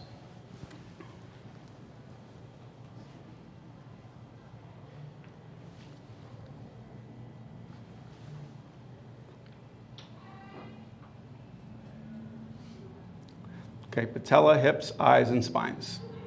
Embark panel, OFA panel. And we'll go over what those are. Cystinuria, juvenile cataracts, cardiac, hips, eyes. Cardiac, eyes, hips, cystine. Cardiac, hips, thyroid, spine. Hips, trachea, patella, eyes, cystinuria, cataracts, cardiac. Haven't bred yet.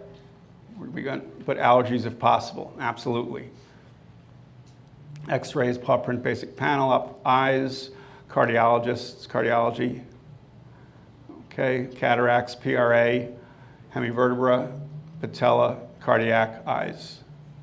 Okay, so pretty much similar answers in terms of what the, what the high frequency, high-end issues are in the breed: patella, eyes, heart, patella. Hips, elbows, cardiac, eyes, multifocal retinopathy, trachea, spine, degenerative myelopathy. Okay, so let's talk about these things. So there are tests of the genotype, which are direct DNA tests for liability genes. So that's like the hereditary cataract test that you've got. So those are direct DNA tests. There are tests of the phenotype, which are tests to primarily identify clinically affected individuals. So that's a hip radiograph, that is a spine radiograph, that's patella evaluation, that's a BOAS evaluation once we get that going.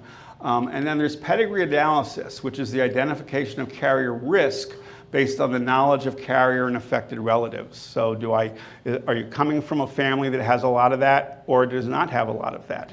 And that includes, and we'll talk about both depth and breadth of pedigree in terms of litter mates, as well as just the individual breeding dogs that we're looking at. So the genetic panel screening, so the big two Mars and Embark, these are mutation test results for over 150. Now it's like over 200, so it's a little older slide, but only like 4 months older because things are moving quickly. For genetic diseases, testing for more than actually 35 traits now, including coat color, coat types, and morphology, body size, and so forth. They do what they call their genetic diversity testing, which is just their homozygosity testing that they do. Cheek swabs, $130 to $199. Most of these use SNPs, which is a single nucleotide change within a mutation. And if the mutation is just that single nucleotide, that single piece of DNA that has changed that causes the disease, that's fine. But if it's a complex mutation, they're not checking for the entire mutation. All they're saying is usually when an A is here, it's the mutated version, and when a G is here, it's the normal version. So there are false negatives and false positives using SNP-based tests. It doesn't check for those mutations directly. So it's actually a linked marker-based test and not a direct DNA test for the mutations themselves. And is that important to know? A little bit, yes, because there are some tests that have a lot of false positives and negatives when you're thinking that a DNA test should be 100% absolute, which it is, if you're actually testing for the mutations themselves. And also, it requires knowledge of what test results are relative to the tested individual or the breed, because there are disease variants that are being tested for on these panels, which are the same panel is being run on every single dog, regardless of breed or whether they're mixed breed or not. And there's a gene that was identified in one breed that caused the disease, and all of a sudden they're going to say, oh, you're testing positive for that disease gene, when that disease gene, even if homozygous, they have 2 copies in your breed, will never cause the disease.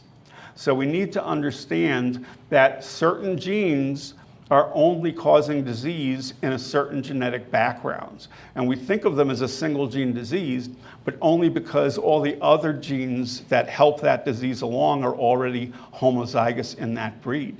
Whereas in other breeds, there's other backgrounds in that pathway that gene is active on that will vary and maybe never cause disease in that breed. And that's the honest thing that we need to do to talk about right now about genetic testing, because even the geneticists and the researchers will tell you there's a lot we don't know about expression of genetic disease based on genetic testing. The companies still need to sell you those tests, but some of them are more open about this might not cause disease, it might not be that important, but it's important to their people that they find something abnormal to say, you see, it's good that you tested your dog because we found something abnormal, even if it has nothing to do with the health of your dog. So these are things we need to talk about and consider. The International Partnership for Dogs was formed internationally. It started with all of the breed club registries around the world coming together and saying, what can we do to help improve the health of breeds without demonizing purebred dogs? But one thing that they do is that they have on their website something called, they have harmonization of genetic testing, which tells you where in the world you can get your genetic tests, where every genetic test is that is run around the world, what the cost is, and who does it. But they're also doing breed relevancy ratings. And that's something that no one else is doing, that is saying, is this genetic test, what breeds is this genetic test relevant for? What breeds has this disease actually been diagnosed in, and therefore this genetic test is important? And what breeds has this genetic test not been, this disease not been identified, even in homozygous individuals, and what genetic tests we need to ignore. So breed relevancy ratings, and it's something I think you'll see more of and more companies adopting, but they are the one group that is actually focused on that.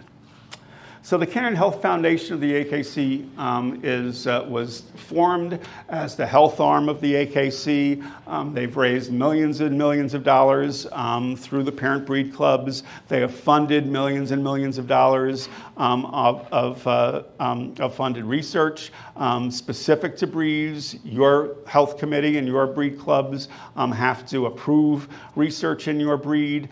They are asked to help fund research in your breed, and so it's a wonderful organization, and we've learned a lot and gotten a lot of information through it. So the next question, and again, this is an anonymous question: what genetic disorders are you seeing in your dogs? And specifically, I want to say not what genetic tests have told you that your dog has something, but health-wise, what health issues have you seen in your own dogs? Okay, that's the question.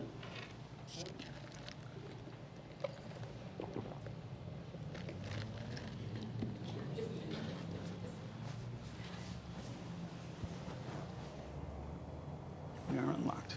Okay, cherry eye. So that's part of allergies. That's part of allergic conjunctivitis. Some allergies, breathing issues, luxating patellas, allergies, cancer, lymphoma, ear disease, cholesteatoma, BOAS, allergies in creams, sensitivity to heat, allergies, heart disease, breathing issues, spinal malformation, BOAS, malformed vulva, hemivertebra, intervertebral disc disease, airway issues.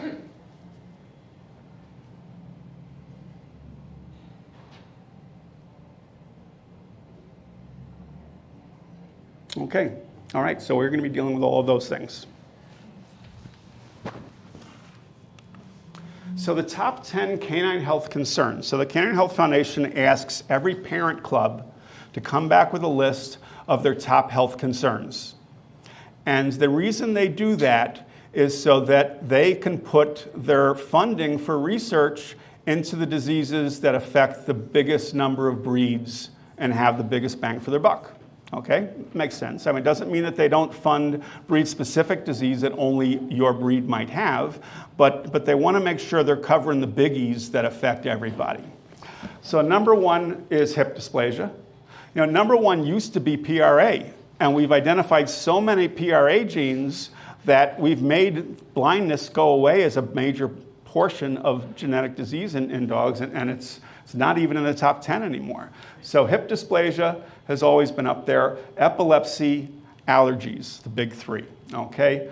Hemangiosarcoma as the first of the inherited malignant cancers in dogs.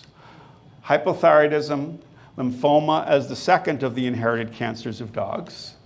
Bloat, patelloluxation, cruciate ligament rupture, and inflammatory bowel disease. Those are the top 10 diseases across all breeds.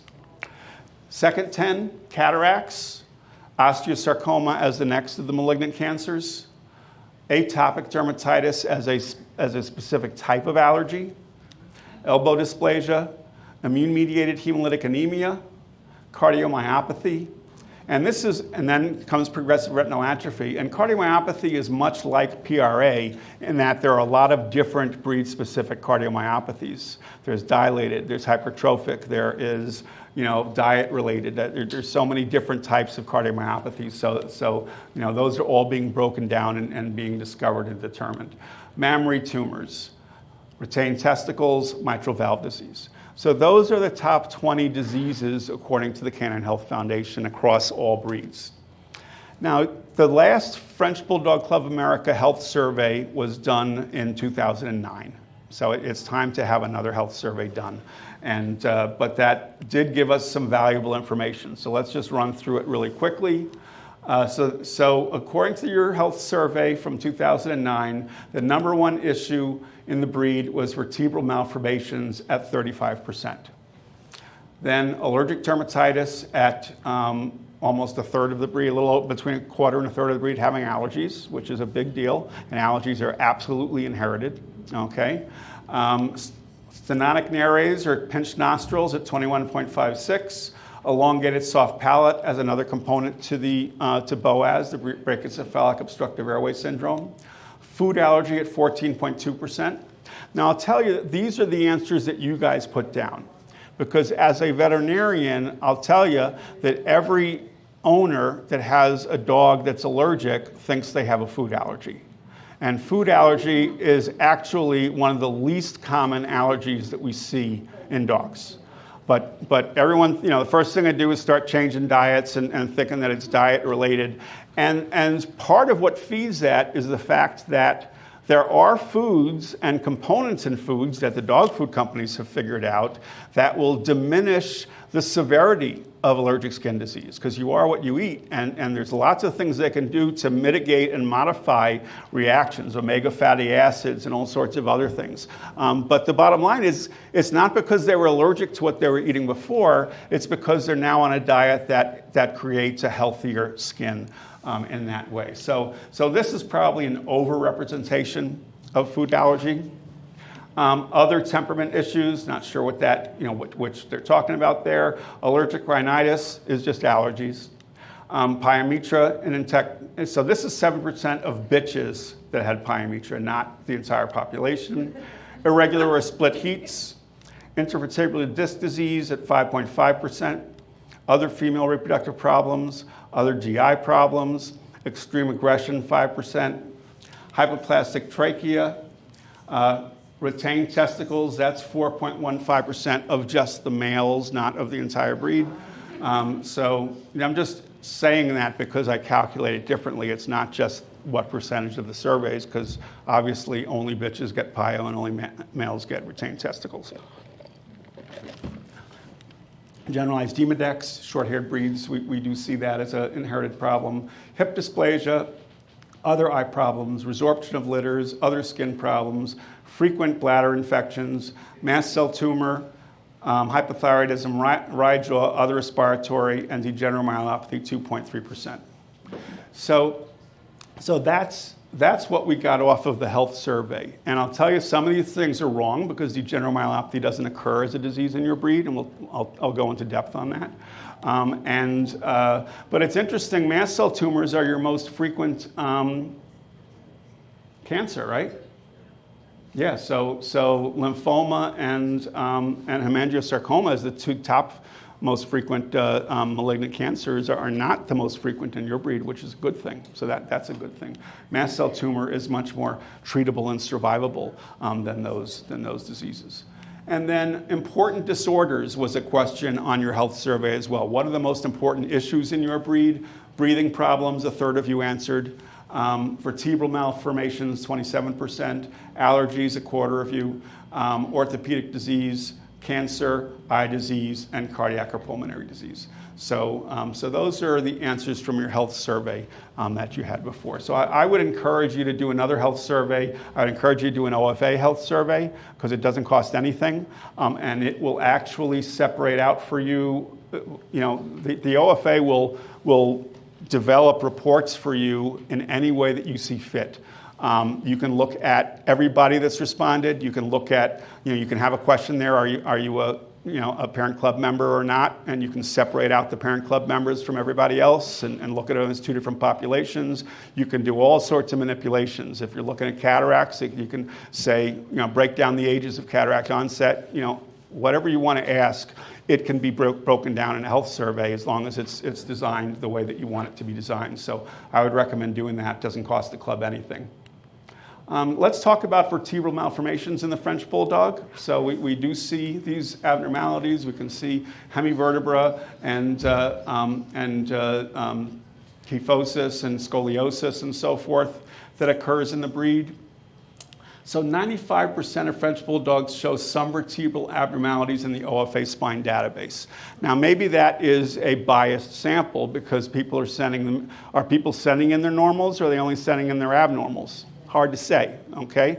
And just because a dog has a little bit of a mouse-shaped vertebra, it's going to be called an abnormality, but is it going to cause health problems in the dog?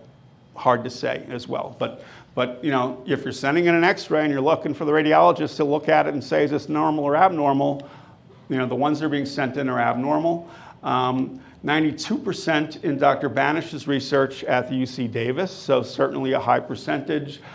In the breed health survey, a third of you reported those abnormalities, but did everybody get a spine X-ray in order to identify whether an abnormal vertebra was present? So 73% were hemivertebra, butterfly vertebra 18%, block vertebra. These are just classifications based on size and what they look like. Very small amount in the neck, most of them in the thorax, which are the vertebrae that have ribs coming out. okay, in the rib cage, and then 3.4 lumbar, which is the lower back without ribs going down to the pelvis. And so the majority in the thoracic spine is where they are occurring. So Dr. Banish's research did identify something for us that we know is a big factor in causing this. So she discovered this DVL2 gene. It's called the disheveled 2 gene. It was named by a human person and somehow got that name, but whatever. But that gene is fixed in French bulldogs, bulldogs, and Boston Terriers. These are all breeds that have a screw tail, and this gene, therefore, they feel causes the screw tail and causes the spinal abnormalities in this gene. It does not mean that this, and we don't know whether this gene and those abnormal vertebrae cause degenerative disc disease, or whether that is something completely different, okay?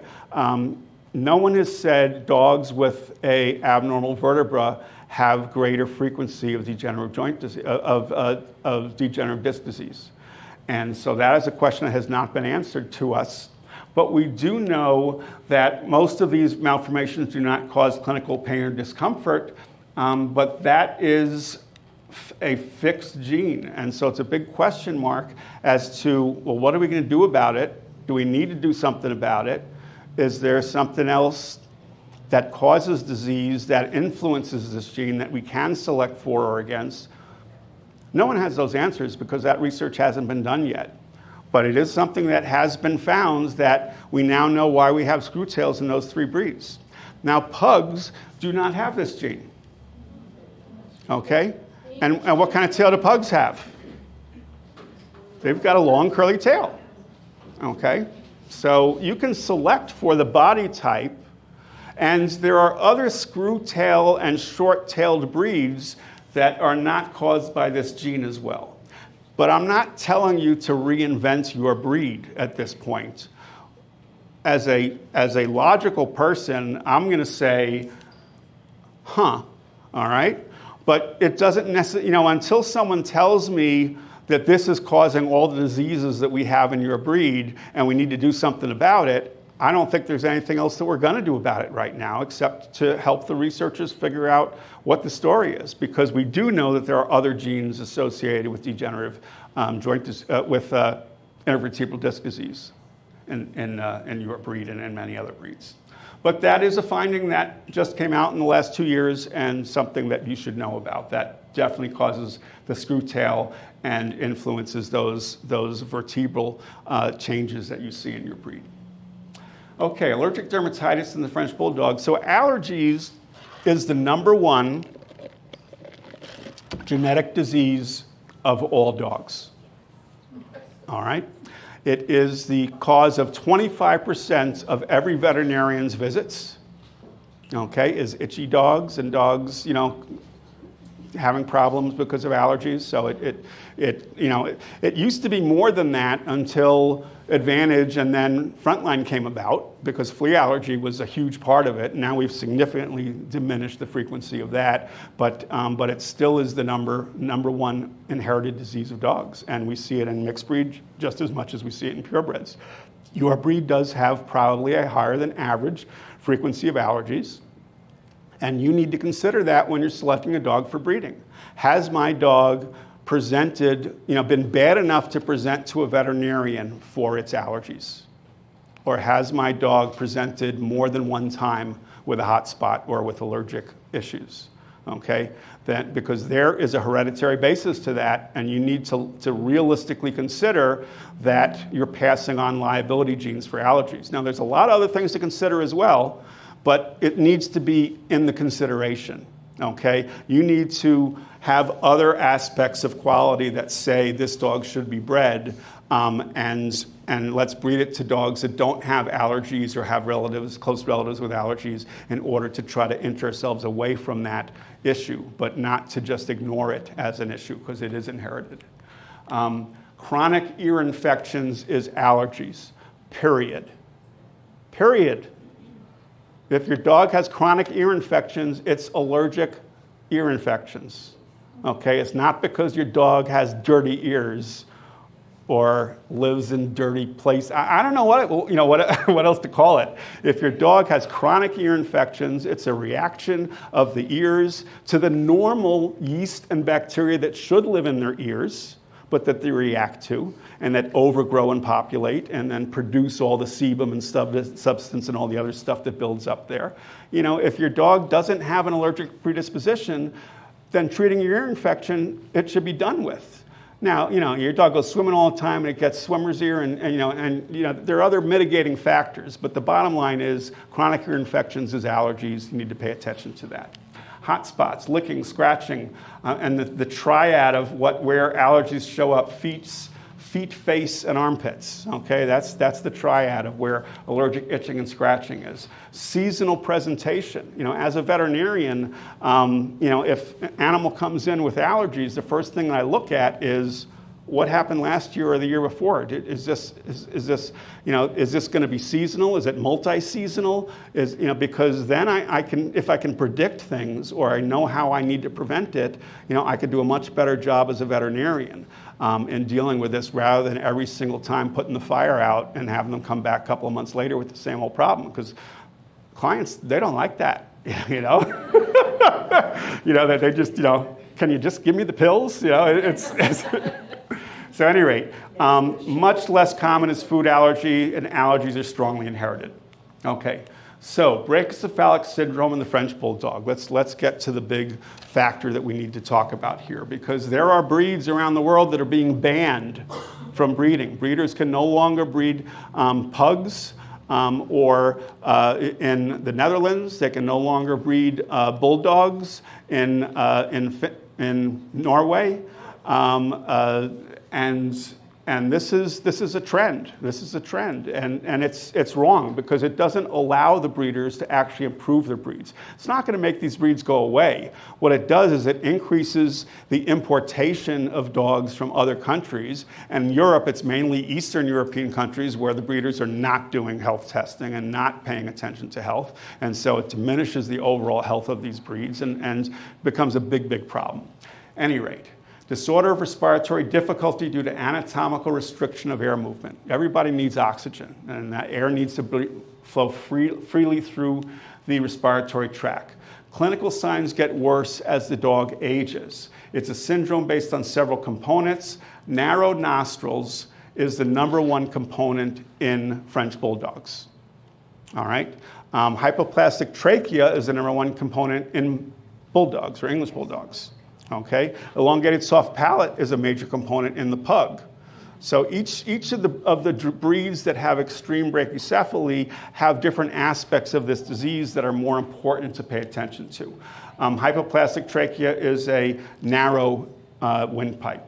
Everted laryngeal saccules is just they are actually lymph glands in the throat that get inflamed and then pop outward, and therefore those are also blocking the airway and causing more turbulence in the back of the throat. This elongated soft palate, part of it is anatomical, but part of it is that soft palate flapping back and forth as the dog breathes, and as the dog gets older, that soft palate thickens up and gets even fatter and blocks off more air. And this is why things get worse over time. So stenotic nares is the most important aspect for your breed, not that the others can be ignored. But when you have a dog like this, you need to select for dogs with open nostrils. The nostrils should be, the width of both nostrils should be 1/3 the width of the entire nose. The opening of that nostril there. That's what surgeons have determined when they do the surgery where they actually cut back that part right there to open them up. What they need to do to restore these guys to normal breathing is that the nostrils need to be 1/3 the width of the nose. And so you need to breed for open nostrils. You need to select for dogs that have open nostrils. The elongated soft palate here, it flaps back and forth. It's too long. It gets in the way of the larynx there, and so it's a big part of it. And it's just, the bottom line is that dogs need a nose.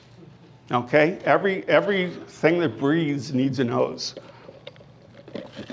And And in Europe, the term that they use for extreme brachycephalic breeds, brachycephaly just meaning short nose, okay, they call them flat-faced breeds.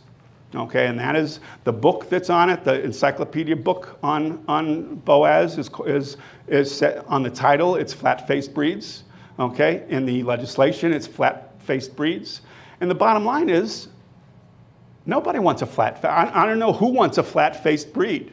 I mean, the pugs are, and I've spoken to the pug club last year, and talked to them about that, because some of their standard, look at the dogs in their illustrated standard, and they do have a flat face. You draw a line from the forehead, down to the end of the muzzle, and it is flat there.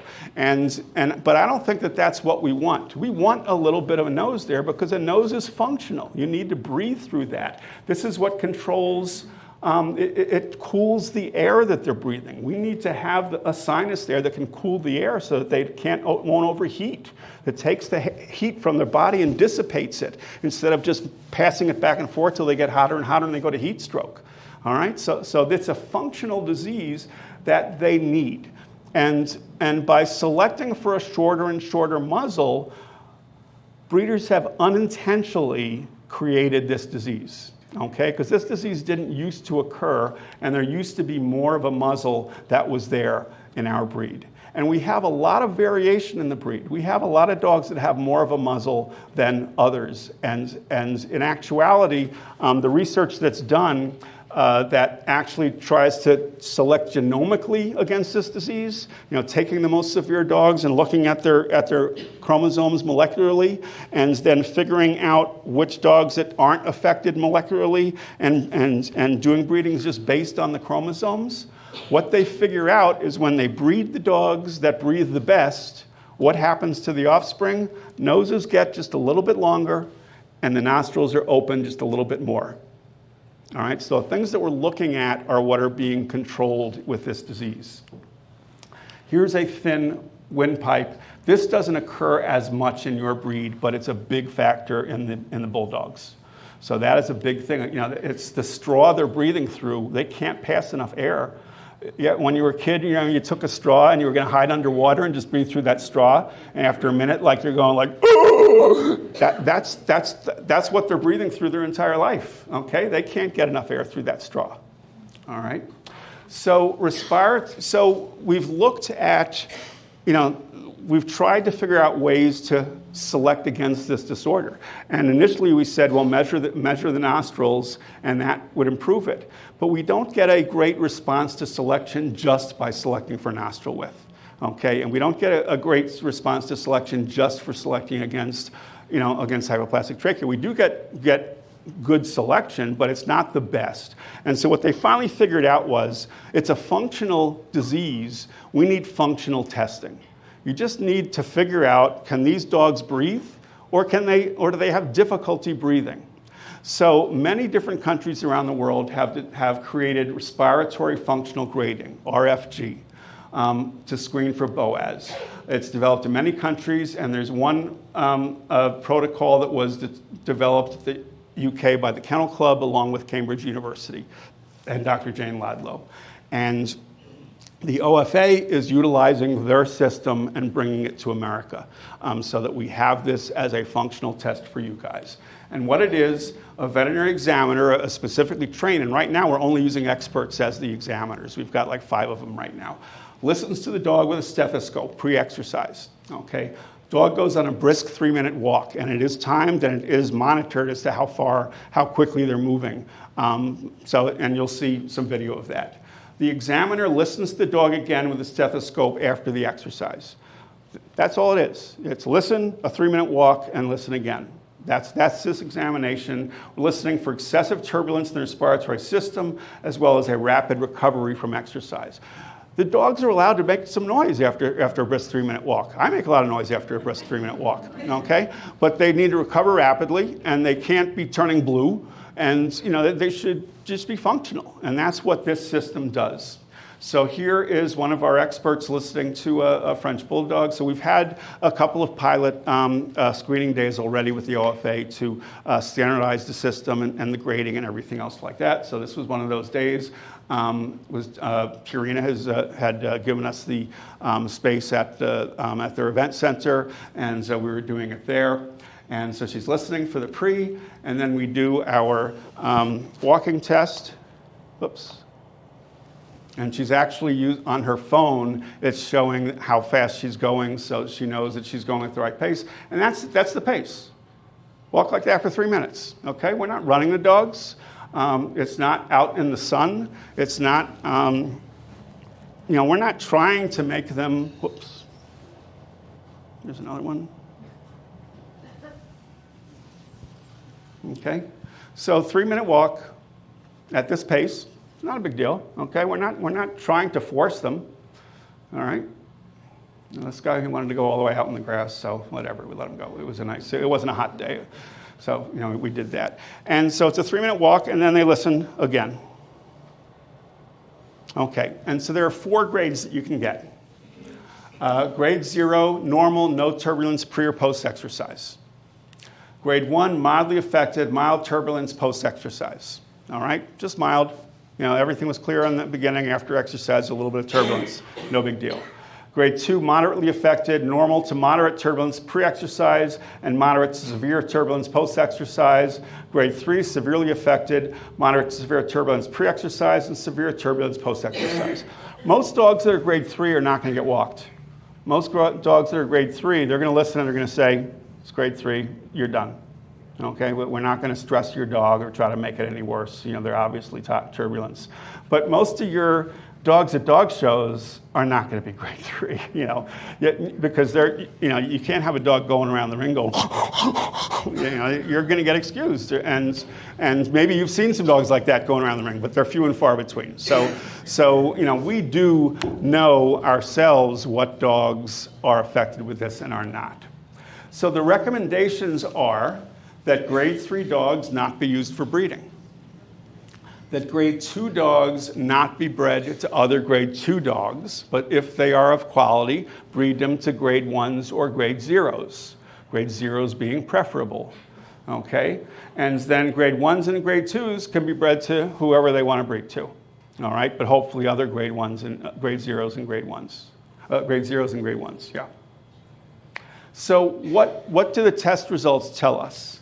So for the screening for French Bulldogs at the Kennel Club, 828 dogs, 46% are grade 0, 41% are grade 1, 12% are grade 2, 2% were grade 3.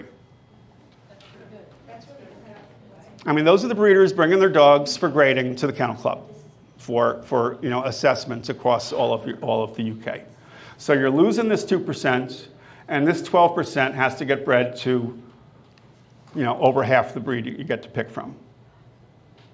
And even though we haven't had a lot of dogs through the pilot screening days that we've had at Purina, it's pretty much it. We haven't found a grade 3 yet that's been brought to us for screening. And maybe there were 1 or 2 grade 2s, but most of them were grade 0s and grade 1s.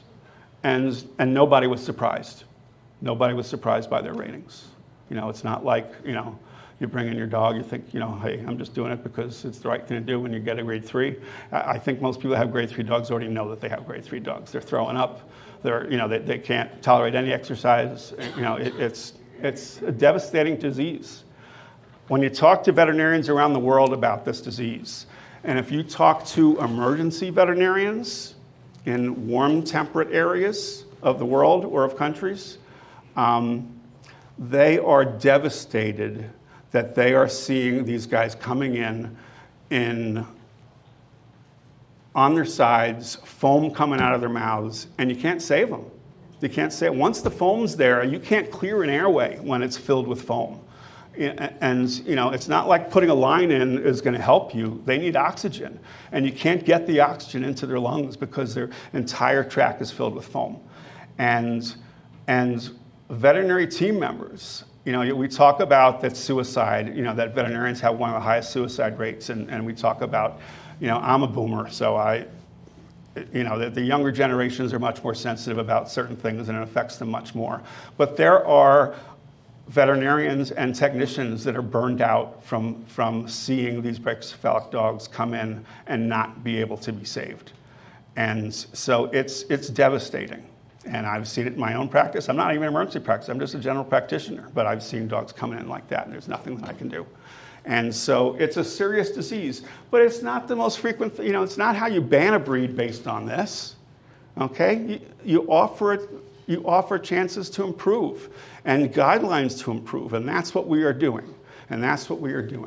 So the OFA is instituting respiratory function grading at the request of the 3 parent breed clubs. And so right now, those are the only clubs we're offering it for because it has to be standardized for each breed. So we're focusing on the 3 breeds that asked for it, and that's what we're doing. We've had pilot days already. The official rollout is going to be at the Rose City Classic Dog Show, January 19th to 23rd, 2023. You'll be able to sign up for it. I know we're up in the Pacific Northwest, so maybe some of you, that's more local to you guys. These are huge shows in Portland, Oregon. So if you're familiar with them or not. But that is the official rollout. If your club wishes to schedule a screening clinic, contact the OFA. Okay, and Eddie will work out with you guys getting an examiner up there and getting, to wherever you guys are and getting screening done. It needs to, it's not going to be like a surf exam where all of a sudden everyone's going to show up and we've got those to be done. But certainly we have the people, we're slowly recruiting the experts to get these to be examiners, and we're getting this done. So what happens if you don't have access to RFG screening, all right? If you don't have access, your dogs should be able to go on a brisk 3-minute walk in normal temperature without labored breathing. What do you consider a normal temperature? 70 degrees. Yeah, 70 or below. We're in Arizona, sorry. It's all Yeah, indoor. Then indoors. Then indoors. So we have, in England, these tests are only done outdoors. So part of the pilot study that we did was to standardize this to an indoor setting, is to figure out the parameters for an indoor testing setting because it hasn't been done in the UK. So that was part of our screening process and our pilot programs was to standardize for indoor setting. So ambient temperature, normal humidity and 70 degrees, 72 degrees, whatever. That's what we're looking at. We're not looking for you to go outside in Arizona for a brisk walk for 3 minutes. Yeah. Okay. So I don't want to take too much time on that, but that is this is certainly a big issue. It's a big issue politically and dealing with the welfare and the animal rights people as well with your breeds that you have to deal with. And so certainly this is something to point to say, we have adopted this as a breed club and we requested this and this is what we are doing. And we are instructing our breeders to try to do functional grading on the breathing on their dogs. And you're still selecting for an open nose and you're looking for dogs that are not showing clinical signs.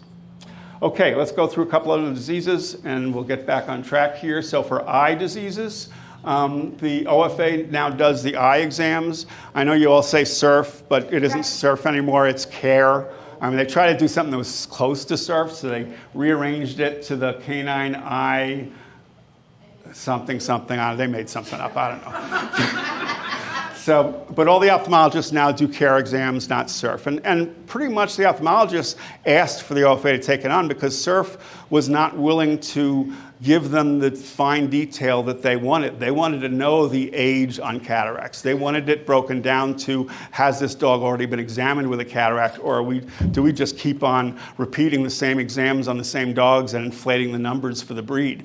There's just a lot of data crunching, and that's all the OFA does is data collection and manipulation. So OFA now does this. 2,322 dogs over the last 5-year period there, 75% normal, 5.6% have abnormally placed eyelashes that can irritate the eye. Other significance unknown, 4.5%. We'd have to go through hand to figure out what those are. PPMs persistent pupillary membranes. If they're iris to iris, it's just a birth thing, but it never causes any issues. It's just a strand that connects the iris, so it's not a big deal. But if they connect to the lens or to the back of the cornea, it can cause blindness. So these are things that need to be selected against for those two down there. Cataracts, significant cataracts, 2.7%. Imperfect lower nasolacrimal punctum, that's the drainage tract from the eye to the back of the nose, that is no longer draining, so that's what gives those weepy eyes and the tear staining. Retinal dysplasia with folds, so that's multifocal retinopathy. Cataract significance unknown.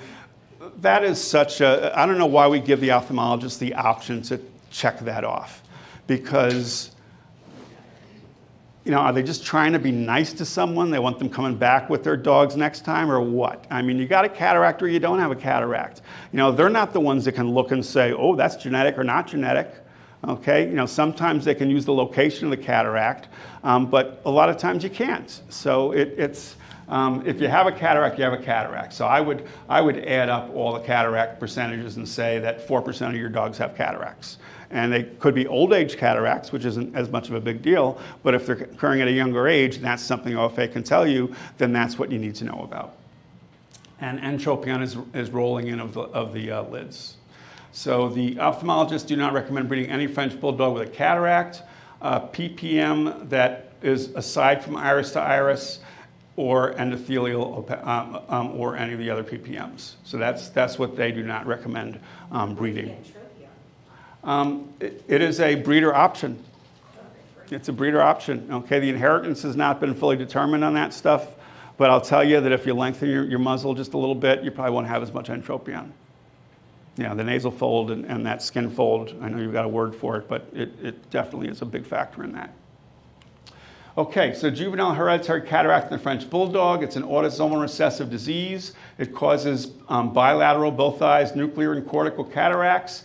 Average age of onset, 3 months of age. Identified in 2.46% of French Bulldogs examined between 2000 and 2005. I'm not sure if the test was even, I think just at the very tail end of that it was available. There is another cataract that also occurs in the French Bulldog breeds, and not all cataracts are this inherited form. So there are at least 2 inherited cataract conditions in the breed, which is not unexpected. That probably occurs in a lot of different breeds. Genetic test results. So VetGen is early. They were testing early on. It's one of the oldest genetic testing groups. So going all the way back, they've got close to 1,000 dogs, and 82.5% were normal, 17% carrier, and 0.4% affected. But they're including dogs before the test, when the test first came out, where you weren't even selecting against this disease, because everybody else has much greater numbers and are much more modern numbers, and they've got much higher frequency. So Embark, Neogen, which is paw print, Animal Genetics, and the OFA, which is what you send in your results to, everybody's here in the high 90% being homozygous normal. So you've selected against this gene. Good job, guys, and it's something that you need to continue to select against. You've got a little bit of carriers here, depending on which numbers you're looking at, and very few affecteds. So I think you're doing a good job with this. Let's continue to do a good job with this. Honestly, I think that this should be one of your chick requirements. You have no DNA test requirements for your breed, so we'll go over that in a little bit. Multifocal retinopathy, or CMR1. So this is tested by several of the companies, and so you're normal in about 90% of the dogs. You've got anywhere from 6 to 10% carriers, and less than 0.5% affected with this. But this disease itself never causes blindness. It's something that can be identified by looking with an ophthalmoscope. Okay, you see these little punched out areas of the retina, but it never progresses beyond a year of age, and it never causes blindness. Certainly something we should select against, but it's not something to get crazy over. So here's a disease that occurs in the breed, where we have a good genetic test for, Okay, something that you should be testing for, and it should be on your selection list, but probably the last thing that you need to consider when you're considering a lot more other things because it really never causes disease in your dogs in that regard. Hip dysplasia. You guys are 23rd out of 204 breeds with over 3,000 radiographs examined. This is where you don't want to be number one, okay? So you are on the high end there. And why are you on the high end? Because you are a chondrodystrophic breed. You're a dwarf breed, okay? Dwarves have poor joints, okay, or poorer joints than non-dwarf breeds. So that's what you're comparing yourselves to in that regard. 65% are normal, so 2/3 normal, 1/3 dysplastic. We like to look at excellence as a benchmark for breeds, and the average for all breeds is 15.7, and you're at 2.9. And we like to look at dysplasia as the other benchmark. You're at 32.6, and the average is 11.4.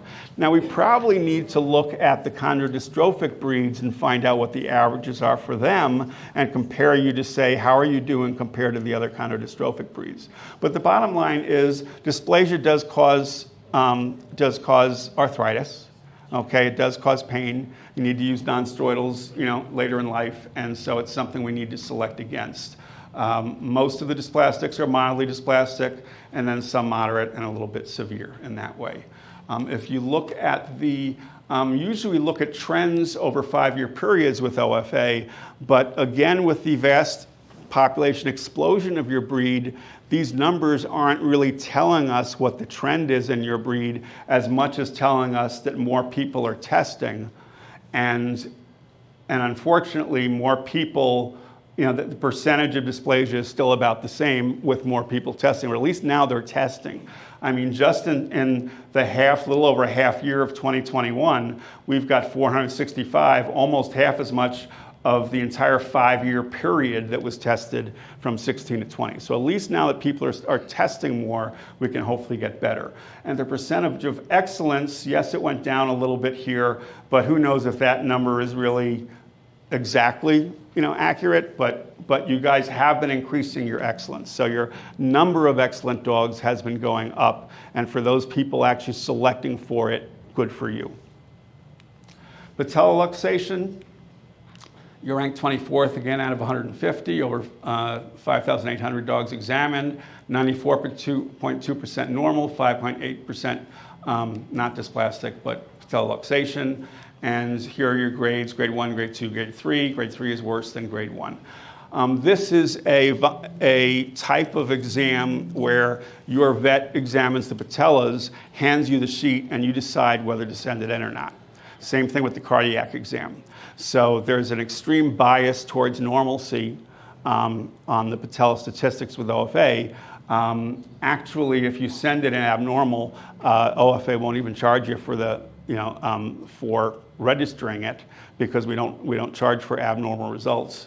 But few people are sending in their abnormals, but they're happy to send in their normals. So at least we've got a lot of normals there, and you can use the OFA website to select for the dogs that you want to consider for breeding. Elbow dysplasia, not as big a deal in your breed, but again, being a chondrodystrophic breed, you do have some issues, 7.2% dysplastic and 91.8% normal. Again, the least severe is the majority of the dogs, and the most severe is the smaller amount. Grade 1 elbow dysplasia does not cause clinical disease in dogs. So this is more of if you get grade 1s, it's telling you that you are collecting genes for elbow dysplasia. And if you have a dog with grade 2 or grade 3, and you look at litter mates and close relatives, you will find a lot of grade 1s. So grade 1 is a sentinel telling you need to start paying attention and doing elbows on your dogs, or you're going to start getting severely lame dogs with this condition. But again, it's something that you guys are doing fairly well controlling and should pay attention to. Doesn't cost much more if you're getting your hips done to tell your vet, let's do hips and elbows. It's not that much more to get them both done at the same time because it's just flipping them and click, click, and you've got the extra x-rays done. Hypothyroidism in the French Bulldog, dogs with measurable autoantibodies are affected. 1.1% of the French Bulldogs tested by Michigan State University, that's not a lot of them, are positive. The average for all breeds is 7.5%. So you have very little hypothyroidism in your breed. So it's not a lot of numbers, but the reason it's not a lot of numbers is that not a lot of dogs are even showing clinical signs of hypothyroidism. So if you've got poor hair coats, it's probably more allergy than hypothyroidism, to be honest with you. So your rank is 111 out of 119. This is where you want to be last, okay? And you're almost there, okay? So you're good in that regard with thyroid. So that's not a big issue for your breed. So let's talk about some of the testable genes. So chondrodystrophy and risk for intervertebral disc disease. This is a very controversial genetic test because they're listing it as dogs that have increased risk for intervertebral disc disease. Okay? And the reason they say that is that the dogs that have clinical intervertebral disc disease, a higher percentage of them are homozygous for this gene than dogs that are not. But if you look at the totality of dogs that are homozygous for this, many of your breeds, such as your breed, the majority of your breed is homozygous for this gene, and the majority of your breed does not have intervertebral disc disease. So it's a liability gene, and it really is not a good test to tell you who has risk and who doesn't. There are other genes, and they're working on that to try to figure out a panel of genes that can possibly separate out dogs that are predisposed to disc disease and those that are not. So very little normal in your breed, high at risk, homozygous, and a moderate amount of carriers in your breed. And I don't know what you do with this test at this point, except to say, okay, that's what it is. It is for chondrodystrophy as well, and from what the researchers tell us is that one copy makes them shorter and 2 copies makes them short test. So I don't know if your French Bulldogs, you're seeing that these guys are a little taller and these guys are much taller than these other guys, but I don't know if that research has fully been done with your breed to figure that out either.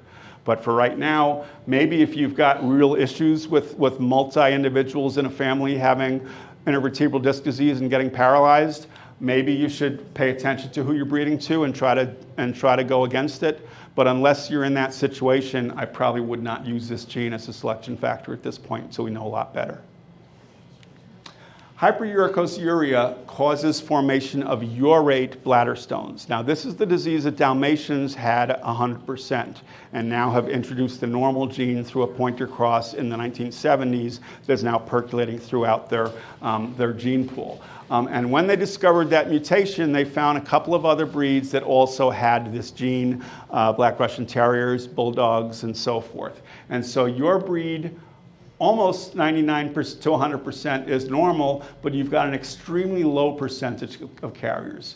So very rarely, this is a disease that can cause some bladder stones in your breed or increase the risk, because even the homozygous dogs are not automatic to cause stone formation. I mean, the entire Dalmatian breed just about is homozygous, and only a small percent actually form stones. So those researchers are working on that disease and what separates a stone former from a non-stone former, except to say if you don't have 2 copies, which is why they introduced the good gene from the pointer, you definitely will never get stones for this disease. Cystinuria type 3 is a sex-related stone disease. I gotta hurry up. Causes a cystine bladder stone only in affected males. All right? Females will never become affected with stones regardless of their genotype. So it only has to do with the males. Homozygous males are at the highest risk of forming stones, and neutering should be considered for those individuals if they have 2 copies of that gene. Because once they're neutered, they will never form these stones. And males, if they form a stone, it's a type of small stone that will block in their pee pipe and and get lodged right behind the os penis there, and that bladder will swell and burst, and they can die. So it's really serious, it's really painful, and so you really need to consider that, because these guys are always at risk for forming stones if they have 2 copies. It's also very highly diet related. High meat diets can cause these guys to be stone formers. Carrier males can rarely also form stones. Now, this disease and this particular gene occurs in Mastiffs. It occurs in a couple of different breeds, exactly the same as French Bulldogs. I think there's 12 breeds where they've identified it. The percentage of at-risk French Bulldogs forming stones is undetermined because not enough stone formers have had their stones analyzed. The number 1 stone in French Bulldogs is still going to be a struvite stone, okay, as well as calcium oxalate. Those are the 2 most common stones across all dogs. Struvite's caused by a bladder infection, and calcium oxalate is an inherited type of stone that is the most common inherited stone. So the frequency of cystine stones or urate stones in French Bulldogs is far lower than the most common stones. So unfortunately, with the research that they're doing at the University of Pennsylvania, they're getting stuff sent in and saying my dog's a stone former, and they never analyze the stones. So what good is the data if they don't confirm that this is a cystine stone when the most common stones have nothing to do with the research? So it's something that if you do have a stone former and you're sending in stuff for the research, you need to have that stone analyzed. And you especially need to have the stone analyzed because that determines how we prevent it from happening again in your dog the rest of the dog's life. So it's an important thing to be done. Okay, so test results. There are pretty much, for OFA submitted ones, you're 2.5% at risk. Some normal, some a quarter carriers. Paw print genetics, there's a version 2 and version 3, and the folks at PennGen aren't really saying what they know about it. The version 3 is a new one. Maybe version 3 has to do whether you're a former or you're not, but this is the traditional test result right here. And PennGen, they're saying for over 2,100 French Bulldogs, almost half carriers and 10.8% at risk. But also, they're doing research. So I think they're getting a lot of stone formers that are being sent into their research, whereas these guys are just getting regular samples and have half the risk of what PennGen's numbers are. So you need to kind of look at whose numbers you're looking at. Embark doesn't measure this one at all, so I don't have any data from them. Okay, 2 last ones before we get into control of genetic disease. CRD4 or CORD1 PRA.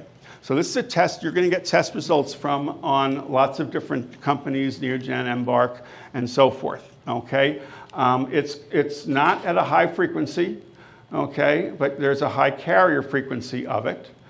This is a disease that you need to not pay attention to because it's got nothing to do with disease in your dog. CORD1 or CRD4 PRA. It only occurs clinically in miniature long-haired dachshunds and English Springer Spaniels. Those are the only 2 breeds or subgroups of breeds that actually have this disease. It is the 2nd most common gene variant identified across all dogs that have ever been tested, mixed breed and purebred. 2nd most frequent variant, has nothing to do with disease except in a very small subset of breeds here. So you need to ignore it and not be worried about it. Definitely don't select against it. It's got nothing to do with disease. And that brings us finally to degenerative myelopathy. And this is a neurological degeneration in older dogs, weakness, sinking in the hind limbs. It's not painful, no effective treatment. It's ugly. It's Lou Gehrig's disease. It's horrible. It's a breed-related disease in German Shepherd dogs and boxers. That's really the bottom line of this disease. And that's, as a veterinarian, you ask them, what breeds have you seen it in? Shepherds and boxers. Shepherds and boxers. That's it. Okay? Very rarely will you see it in a Pembroke Welsh Corgi, a Rhodesian, a Chessie, Bernese Mountain Dog, Cardigan, or Borzoi, and extremely rarely in any other dog where it's actually confirmed as a disease process. I wrote an article because I went to one of the dog health workshops in Europe many years ago, and the different breed clubs had posters up there. And the French Kennel Club the French Bulldog Club had a poster up where they showed the test results for DM for over 10,000 French Bulldogs and how well they were doing getting rid of this gene from their breed's gene pool. And they're devastated, and it's at a high frequency in many breeds, and it doesn't cause the disease in those breeds. A mutation in the SOD1 gene was identified at Missouri. It's present in all confirmed affected dogs. It's the most frequent variant found in all dogs tested. So CORD1 is the second most frequent. The SOD1 gene for DM is the most frequent gene identified across all dogs. It's at over 20 to 90% in over 30 breeds, although no dogs in most of these breeds have ever been confirmed with degenerative myelopathy. So it is not a disease that occurs in many breeds, and it needs to be ignored. So you've got anywhere from a 25% to a third of all French Bulldogs are testing as carriers. You've got 2 to 3% testing at risk, and none of them are coming down with degenerative myelopathy. So it's a disease that you need to ignore the test results and certainly not select against it in that regard. Now, is your breed population young and getting older? And as you get a lot more older French Bulldogs, maybe we'll see a couple of more come up? Yes, but not at the frequency based on the populations of French Bulldogs that we're seeing and the old dogs that we're seeing right now. We're not seeing this disease. And the most important and insidious aspect is that we have studies done around the world on what diseases occur in French Bulldogs and what neurological diseases occur in French Bulldogs. And you've got spinal disease. You've got treatable spinal diseases. And if you're going to tell yourself, my dog has degenerative myelopathy and there's nothing we can do about it, we're going to put it to sleep instead of having back surgery or whatever else needs to be done, or just having bad arthritis that needs to be treated, as opposed to saying, my dog's going to be dead in 2 months anyway, let's put it to sleep today. That's what we need to be talking about here. Treatable versus untreatable disease. Most of the neurological disorders in French Bulldogs is treatable.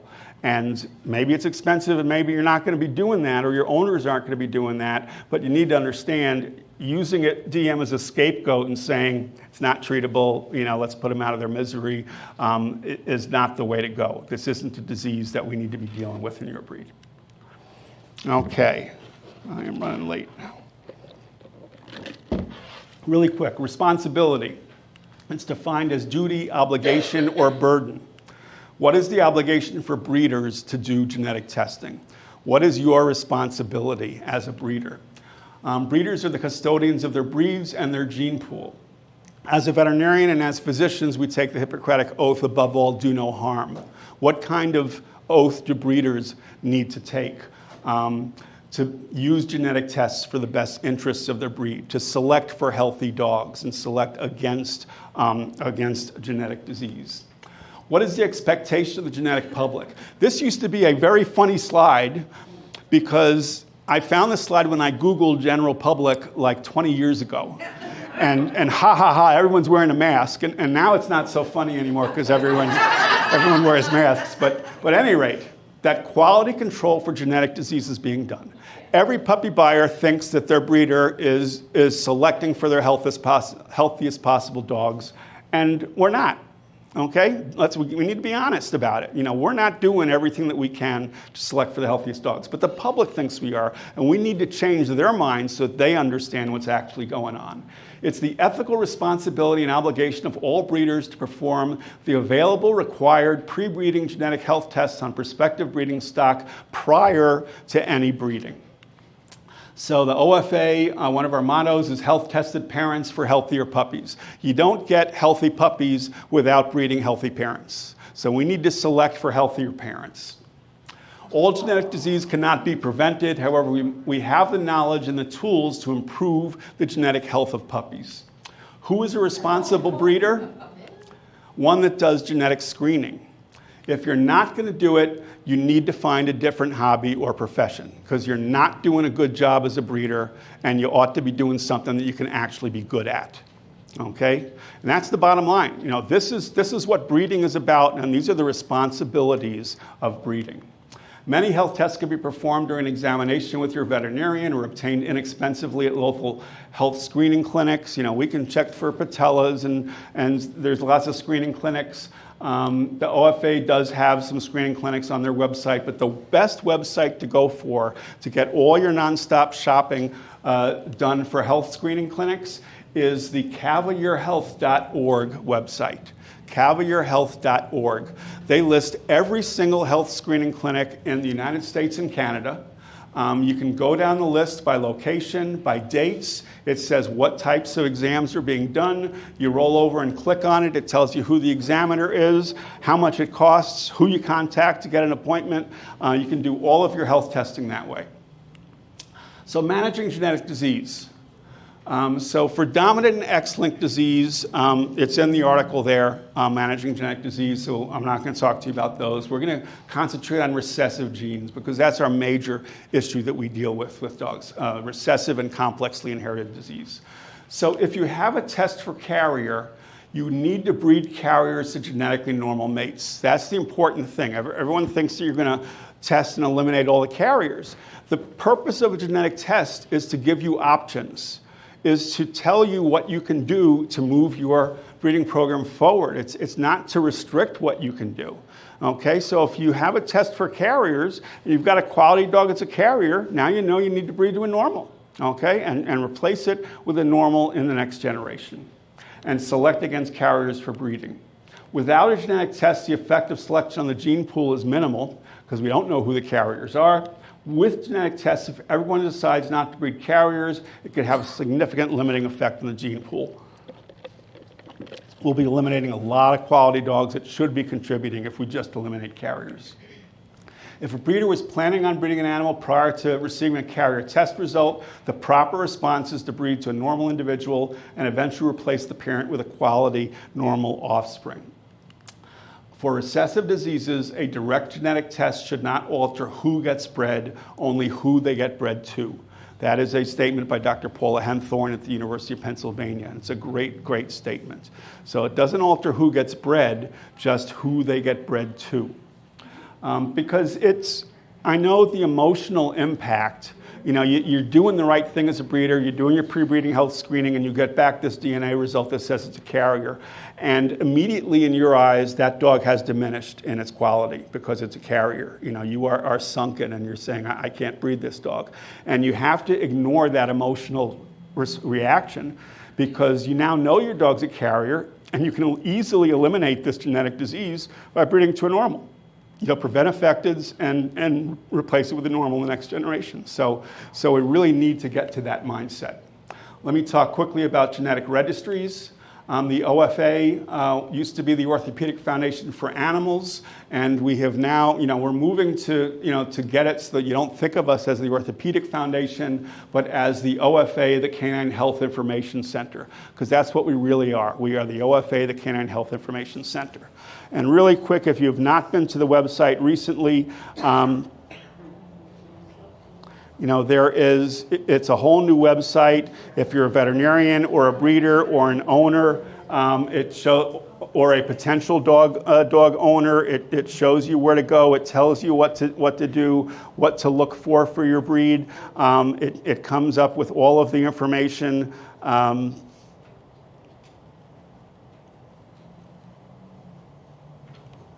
Certification and browse by breed. I probably could have found an easier way to get here.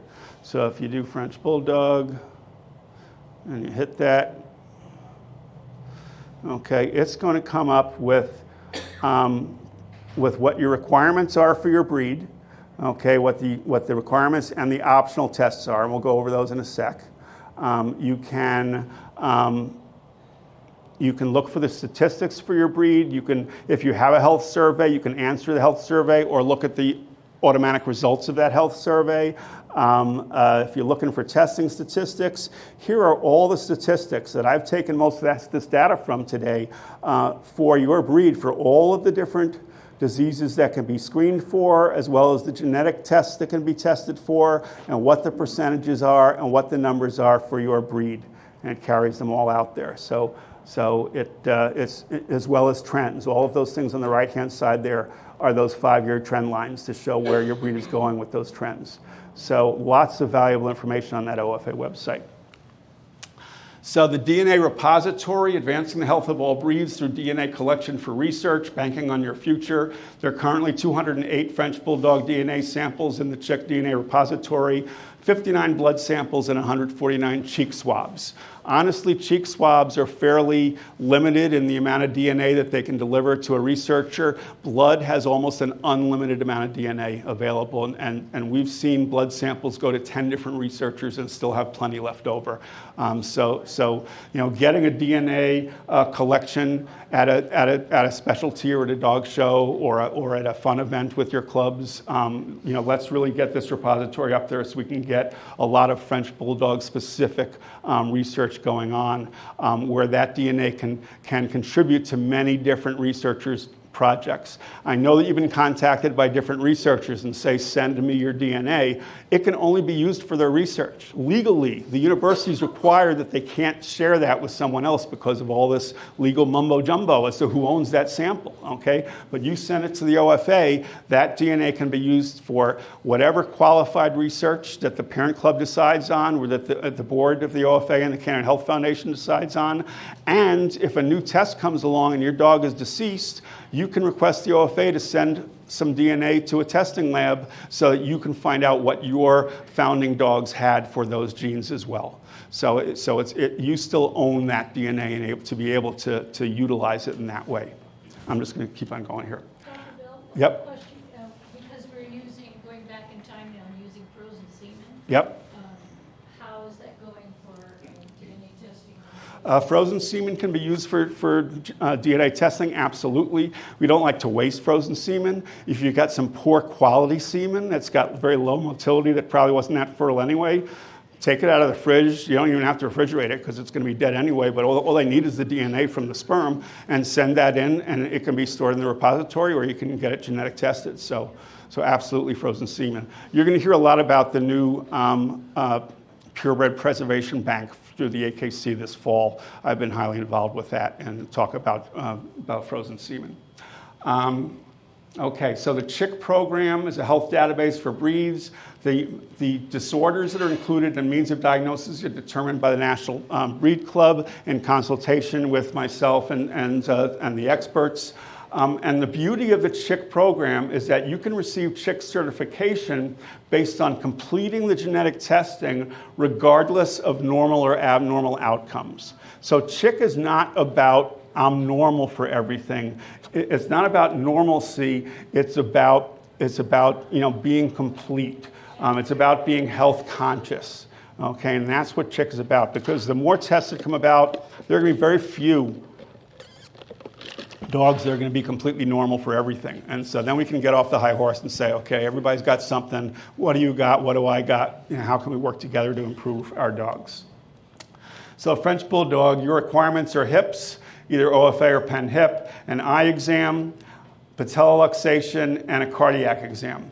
Cardiac is so low in your breed, I don't know that I would make that an optional along with thyroid. You've got thyroid, elbow, and tracheal hypoplasia as optionals, and they should remain as optionals because it does point out that those things occur in your breed, but I don't know that they should be requirements based on the frequency of what we see. I would recommend moving cardiac down, and I would recommend putting juvenile cataracts up there. I would consider, putting a couple of things up there, but based on what does occur and what we know about the science for those types of disorders. And I might even put under optional, hyperuricosuriA and cystinuria, that those tests as well. There are 1,044 French Bulldogs have achieved CHIC certification. I did a CHIC breed ratio based on the years 2015 to 2017, and your breed ratio was 0%, which meant that close to 0% of the bred dogs of the French Bulldogs had CHIC certification. Okay, and that's just based on the numbers and based on, this was even when you were number 4. Okay, you still had Goldens and Shepherds in front of you in terms of popularity, but it's just based on the, on the numbers, wide numbers of people breeding out there that are commercial breeders or backyard breeders. You look at the dog breeds with very high percentages: Portuguese water dogs, Dalmatians, Rhodesian Ridgeback, Vizsla, South Dakota Wheatons. These are breeds that had health issues and addressed them a long time ago, and there's a health consciousness that pervades the breed and the breeders. And so you have this entire environment of health consciousness. And so many breeds just need to develop that. And again, you have this dichotomy in your breed. You probably have more health consciousness as a breed club, but you've got this huge 99% of breeders that aren't members of your breed club that have no idea what they're supposed to be doing. And again, I don't know how to bridge that gap. All I know is what would make up for a better world. Bred with Heart was an AKC program. They've just changed their bylaws. Bred by Heart is now going to use chick as their basis for genetic health testing, but it was the same. Everybody was sending the same requirements for Bred with Heart as they did with their chick program. Okay, just wanted to show you a couple of things, a couple of dogs that I selected here. So this is, just so you see it, this is Facebook for dogs. These are the dogs' web pages. So this is Bella Ridge, Imperial, Shady Harbors, to Basio. Anyone hear that dog? Whatever. Okay, so anyway, this is the dog's web page. Maybe it's not Facebook for dogs. Maybe this is more like Tinder for dogs. So it has the dog's information. Actually, if you see here, it says add a photo of your dog. For a $10 donation to the Donor Advised Fund of the Canine Health Foundation through the OFA website, you click on it, $10 credit card, you can put your dog's picture on its webpage, and then you have a complete webpage for your dog. It has all of the health test results of your dog, okay? It has all of the health test results of the parents, of the grandparents, of the offspring, of the full siblings, of the half siblings through the sire, and half siblings through the dam, and all the different tests that have been done. So this tells you the depth and breadth of pedigree information on your dog in terms of what has been done, and it tells you about the health of your dogs. I want to go to one other dog here. So this is Prairie Gems Obsidian Dream. And I want to show you vertical pedigrees. Vertical pedigrees summarize the depth and breadth of test results on a dog. So this is the dog's hip results. His results are good. 4 siblings were done, 2 fair, 1 good. Now, one thing you need to know about OFA is it's a semi-open database, so that if you don't approve release of abnormal information, it's not reported. Or if the hips were not done, but other tests were done on that dog, it has a record and it shows that there's another sibling, but that it doesn't have a hip result. So essentially what I say is, if you've got a missing number there, consider it's probably abnormal. All right, because why else would it be in there? 0 offspring. Here's the dam is fair, 6 siblings, 4 good, 1 fair, 4 offspring, 2 good, 1 fair. Whoops. Yeah, I didn't want to go to another one. Yeah, I went to another dog. There we go. Okay, and then on the dam side, mildly dysplastic, 5 siblings, 3 good, 2 fair, 1 good for offspring. So this is what gives you the depth and the breadth of pedigree information on your dogs. And that's very important. So it's important for you to authorize the release of abnormal results on your dogs because people, especially if you're breeding your dogs, I mean, if you've got an abnormal result and it's not up on the OFA website, what are people supposed to, and you bred your dog? I just tell people, you got to consider they're dysplastic. And I'd rather see a mildly dysplastic and use it for breeding to something that's good or excellent than not see anything at all and say, well, it could have been moderate or even severely affected. Okay, so it's understanding what you have, and it takes a village to improve the genetic health of your dogs. Open reporting for your breed, these are the percentages. So last year you were at 16%, year before at 21%, but you varied, probably averaged about 18%. All breeds average about 23%. So you're a little under the curve, as a breed for your attitudes towards open reporting, and I hope that you would consider doing more open reporting on the OFA website. As long as we keep problems secret, we will not be able to deal with them, and breeders need to be informed about the problems occurring in the offspring that they produce. Days of stigmatizing conscientious health testing breeders who have produced dogs affected or carrying hereditary disease are over. And I know that's a pie in the sky statement for me to make, but really it is. We can figure out who's passing things on. We can figure out who's got it, who doesn't have it, and you're not reporting it doesn't only harms you and your breeders and your owners in the long run because you've just hit it, and then what do people start to think of you? So open reporting is really the way to go. I am 5 minutes over, and I've got 10 minutes left. So if you need to go, I understand, and then I will be here for questions afterwards. But I'll go real quick on this. So if you have a direct genetic test or a test of genotype, you only need to know the results of your breeding stock to make decisions. If you only have phenotypic tests like BOAS or HIPS or linkage tests or no test for carriers, you need to know the status of relatives. That's very important. That's where that OFA website comes in handy. Without tests for carriers, you want to breed higher risk individuals to lower risk. You replace the higher risk individual with its lower risk offspring, and then you repeat the process in the next generation. So it's the same as breeding a carrier to a normal, but we don't have a test. So I've got a higher risk dog, but it's got quality in other aspects. I breed it to a lower risk dog, and then I replace the higher risk with a lower risk offspring in that regard.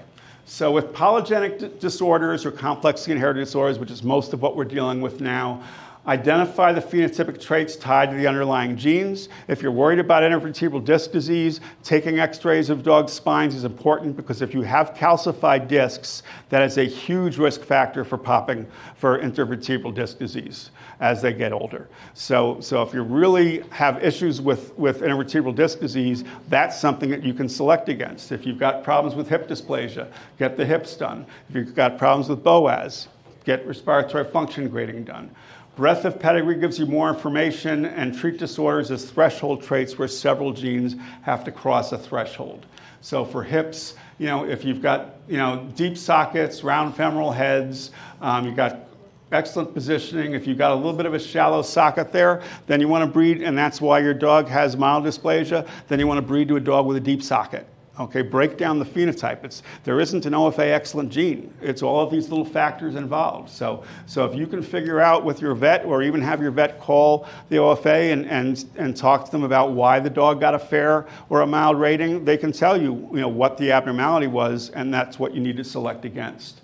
Depth of pedigree, breadth of pedigree is more important. If you've got a dog that's normal, where the majority of the litter mates were normal, it's certainly much better than a dog that's normal that had a lot of disease in its litter mates, because then you really need to question what's being produced in the offspring.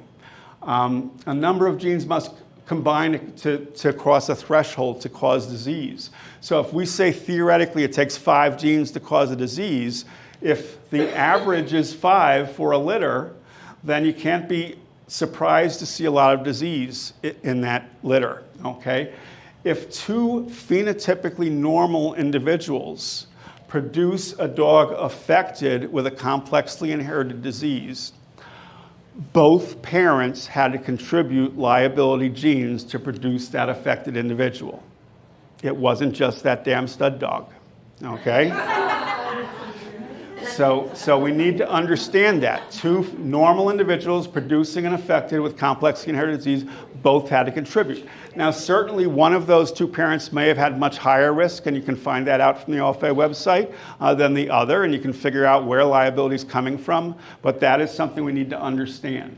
If we take, this was from an article we published in 2011, of almost 1,500 dogs of all breeds that had hip x-rays whose parents both also had hip x-rays. And we plotted the rating of the dam versus the rating of the sire. And what we showed is that if you add the numbers, so 1 for excellent all the way down to 7 for severe, all the dogs with the same number, so 4 is borderline to excellent or fair to good or borderline to excellent, All of those individuals with the same combined parent score had almost exactly the same frequency of hip dysplasia. And when we plotted it out, I need to understand one thing here. Good to good was almost half the database. But if you're looking at moderately dysplastic to severely dysplastic, you've got 52 dogs here, you've got 49 dogs there. So there's not a lot to base it on.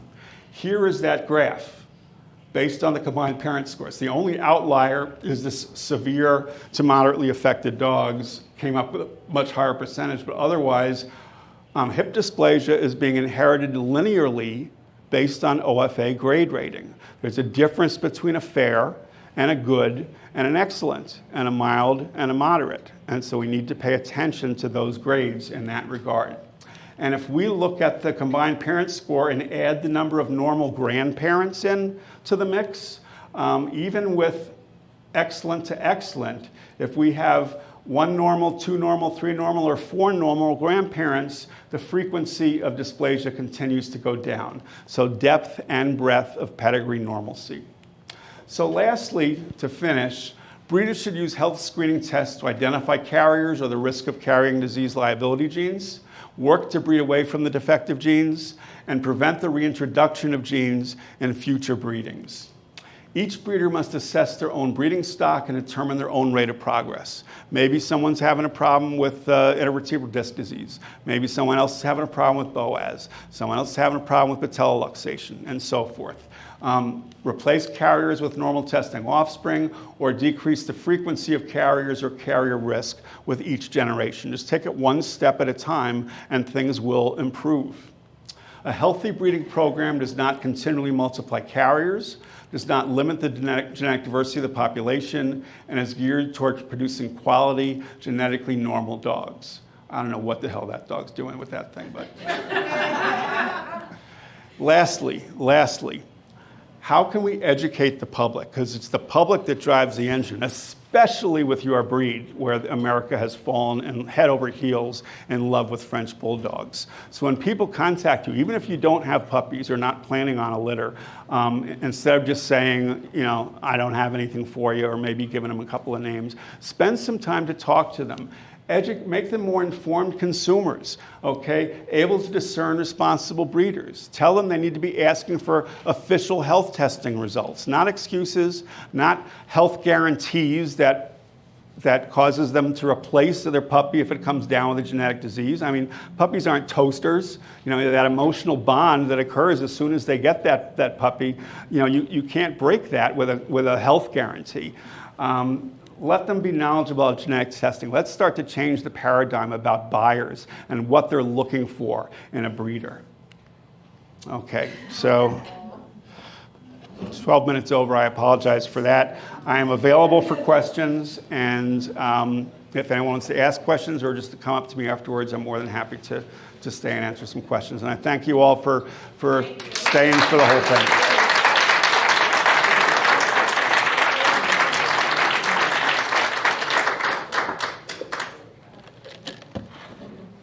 Thank you. Yes. Is there another delegate in here for Parent Club? Okay, then I'll represent a Parent Club. The issue with legislation, breeding, restrictions, the public's viewpoint, we've got a huge problem for purebred dogs. Yeah. It's huge, and all of these things that you're mentioning, we're just got our backside so exposed that we don't have a hero or a warrior in the war. Every one of us is that. Yeah. And so our participation in legislation. I'm an old person, and I've been a dog breeder since I was a little person. And the ability to be able to keep a number of dogs so that we know what our product is. It's not something we put on a shelf. We're all working people usually, we only have so much time.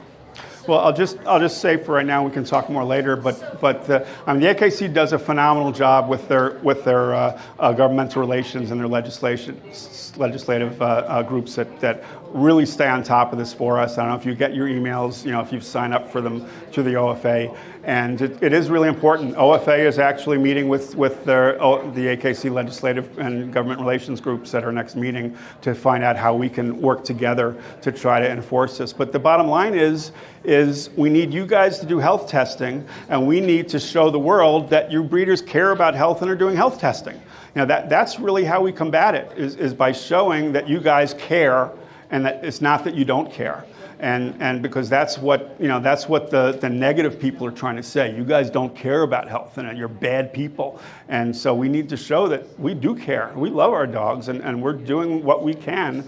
And everybody has some responsibility. And that's why we need to educate the buyers as well. Okay. You mentioned retail rescue. Yep. Because of where I act in the dog world, retail rescue people who get them have a minimum of 4 dogs. But if you have 4 dogs and you're a breeder, you're not quite of the same. No, yeah, you're a hoarder, right? I'm saying, Or you're a puppy mill. So Yeah. we have to toot our horns much louder, people. We're dog breeders. For dogs. Yeah, we should be proud of being dog breeders. I have 4 dogs that weigh 85 pounds. That's like you guys having 40 dogs, or I don't know. Yeah. I think the tide needs to turn. Yeah. Do you think that they'll make a DNA test for us that actually is things that we should be testing for instead of the ones that don't apply to us? Well, the different, Neogen and, the different companies are coming up with breed-specific panels. So they are getting smart about that. They realize that trying to sell a 200-plus test panel to everybody they weren't making any money on that. So they're actually losing money on it. Well, even our So, panel, it specifically says it's for the French Bulldog. Right. But there's things on there we don't apply to us. And then there's the newbies who do test for that and are freaking out because, oh my gosh, my Right. dog is a carrier for this. And it's like, don't look at it. Yeah. I mean, sometimes, that's the whole thing about science keeping up with commercialism. And actually, beginning of next month is the Dog Cat Genomics meeting, which is every other year, although this one got postponed because of the pandemic. So we're all meeting internationally about these types of issues as well, and to talk about standardizing and trying to come up with a way to make the whole system work better. What we do. Is there a way of seeing what you've written on the board? Like, is there a place that we can look at that again? Well, you guys are going to be getting a copy of that, and plus all of the numbers. When I showed you your breed statistics on the OFA website, you have it there. And whereas the testing statistics, you're going to have to look on there for the on the website. And I didn't get a handout. Do you have any? I didn't get one either. the handout is generic anyway. Okay. Yeah. But yeah, a lot of those statistics. I mean, I'll share them with you if you want to publish the different test statistics. Yes. This isn't necessarily related to the health, but there's a lot of breeders that are breeding the exotic colors. Yeah, I did want to mention. So I know that you guys, when you talk about crossbreeding, you're talking about the colors and the fluffies, and which is crossbreeding and not purebred, even though they're trying to say they're purebred. And honestly, the colors.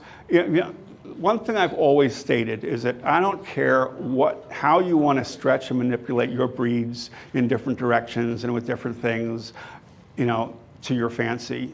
I got no issues with it as long as it doesn't predispose to disease. So the dilute locus that causes I guess you call it mouse, okay, or the blue Frenchies, that causes disease, okay? It causes immune-based disease. It is not just causing a color. It is causing a systemic issue with the breed. The Merle locus.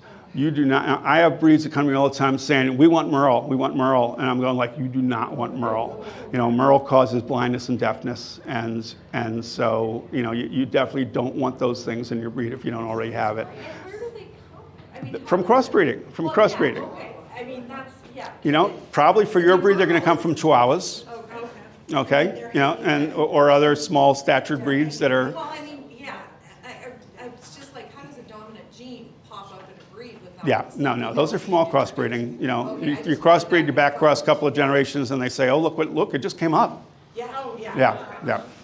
Yeah. After Chihuahuas in our house for 6 months, I can't imagine. So those are issues that again, you talk about your fad breeds, and and those are health reasons for not really wanting those other colors in the breeds. So you do need to pay attention to that. Yep. For the RFG screening clinic, what's the cost to the people? Let's say our club wanted to host something. I'm from the Southern California club. Right. Is there a cost to the club, or is the individual bear the cost of that? How is that usually structured? Yeah. So we're still in the process of figuring that out. So in actuality, not to let you guys have inside information on everything, but we're not charging anybody for the Rose Cluster, for the Rose City Cluster. So we should bring all of our dogs, for those of us that are going, and do help. Because And OFA is paying for everything. So, but realistically, I think you're looking to pay to fly the examiner in. Yeah, so we need to talk. We're going to talk to all the examiners we have so far to figure it out. Because is just saying $65 a dog or $75 a dog going to cover all the expenses? Do we need a minimum guaranteed number of dogs being examined? Do we charge? Do you have a club pay for bringing the examiner in and pay a lower rate for the examinations? We're still working it out, but at least we've got it standardized enough to say we're rolling it out. It's been long enough. Is a big show for us down there, and I was thinking about writing the pug people and the bulldog people about partnering. Yeah. Contact the OFA. Eddie wants this to happen. So it's you just call the OFA, say we really want this to happen, and we'll figure out how to get it done. Are they using general practitioners to get trained to do that? Right now we're using experts. We're using respiratory expert veterinarians. Yep. Eventually, I mean, in the UK they've got practitioners, but we're not comfortable with that yet. And so right now we've got, and the demand is not so high for us where we can't deal with what we have right now. And every clinic that we hold, we're pulling in somebody else for their first clinic to be an observer, and then to be able to say, okay, I've got it now, and to compare their notes with the other examiners. And this is how we've been growing this thing through our pilot screening. So we now have 5 examiners, and we're working our way up. And we still purposefully are selecting from different parts of the country, and north and south and east and west, so that we have people to cover territories. And eventually, if the demand is there, we will continue to grow that. Can you go over the RFG testing and what exactly they'll be doing when we bring our dogs to the Rose City class? You're signing up. You're bringing your dog. Gets examined by a vet. You're doing the 3-minute walk. 3-minute walk, which the examiners are doing, or the people working there, not you. And then it gets examined again, and you're handed a sheet with its results. So it's like the Boaz type. Yeah. When will it be open to sign up for? I'm sorry? When will it be open to sign up for? I don't know. Check the OFA website or yeah.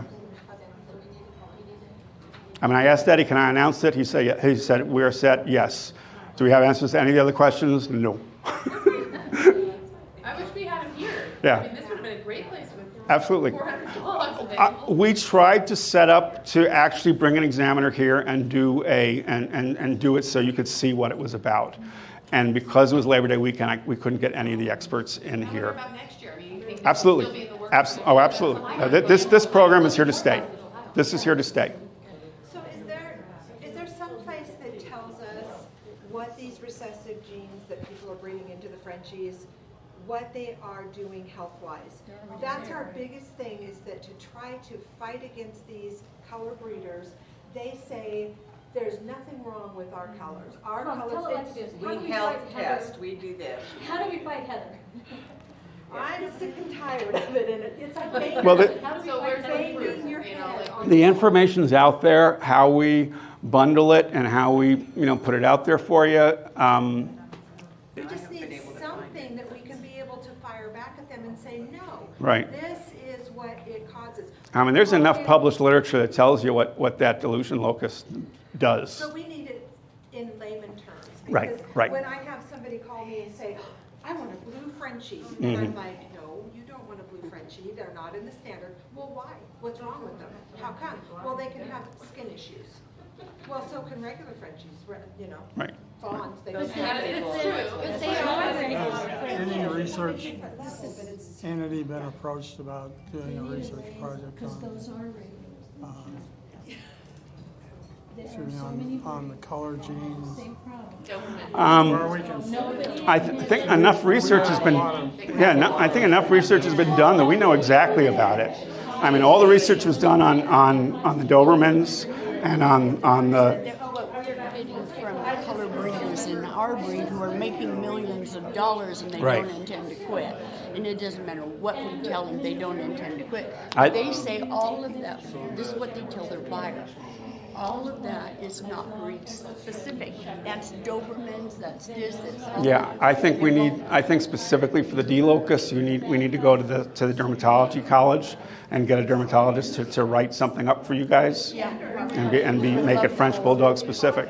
Yeah. It needs to be I'm breed trying to determine if there's a way we can use our Canine Health Foundation money to support the research that we need. I think the data is already there, so I think we need to, I think you can certainly contact them and ask about it, but I think speaking with the dermatology college, I think they know the answers already, and they can probably even compile those answers for you. Yeah. I'm Carrie Stefaniak. I was with the Boaz testing, so good to see you. Hi, Thank good to see you again. so much. I thought you looked a little familiar. Yeah, my boy was, he made a cameo. in Oh, it. okay, good, good. So, thanks a lot. You're welcome. Okay, thank you, everyone. Thank you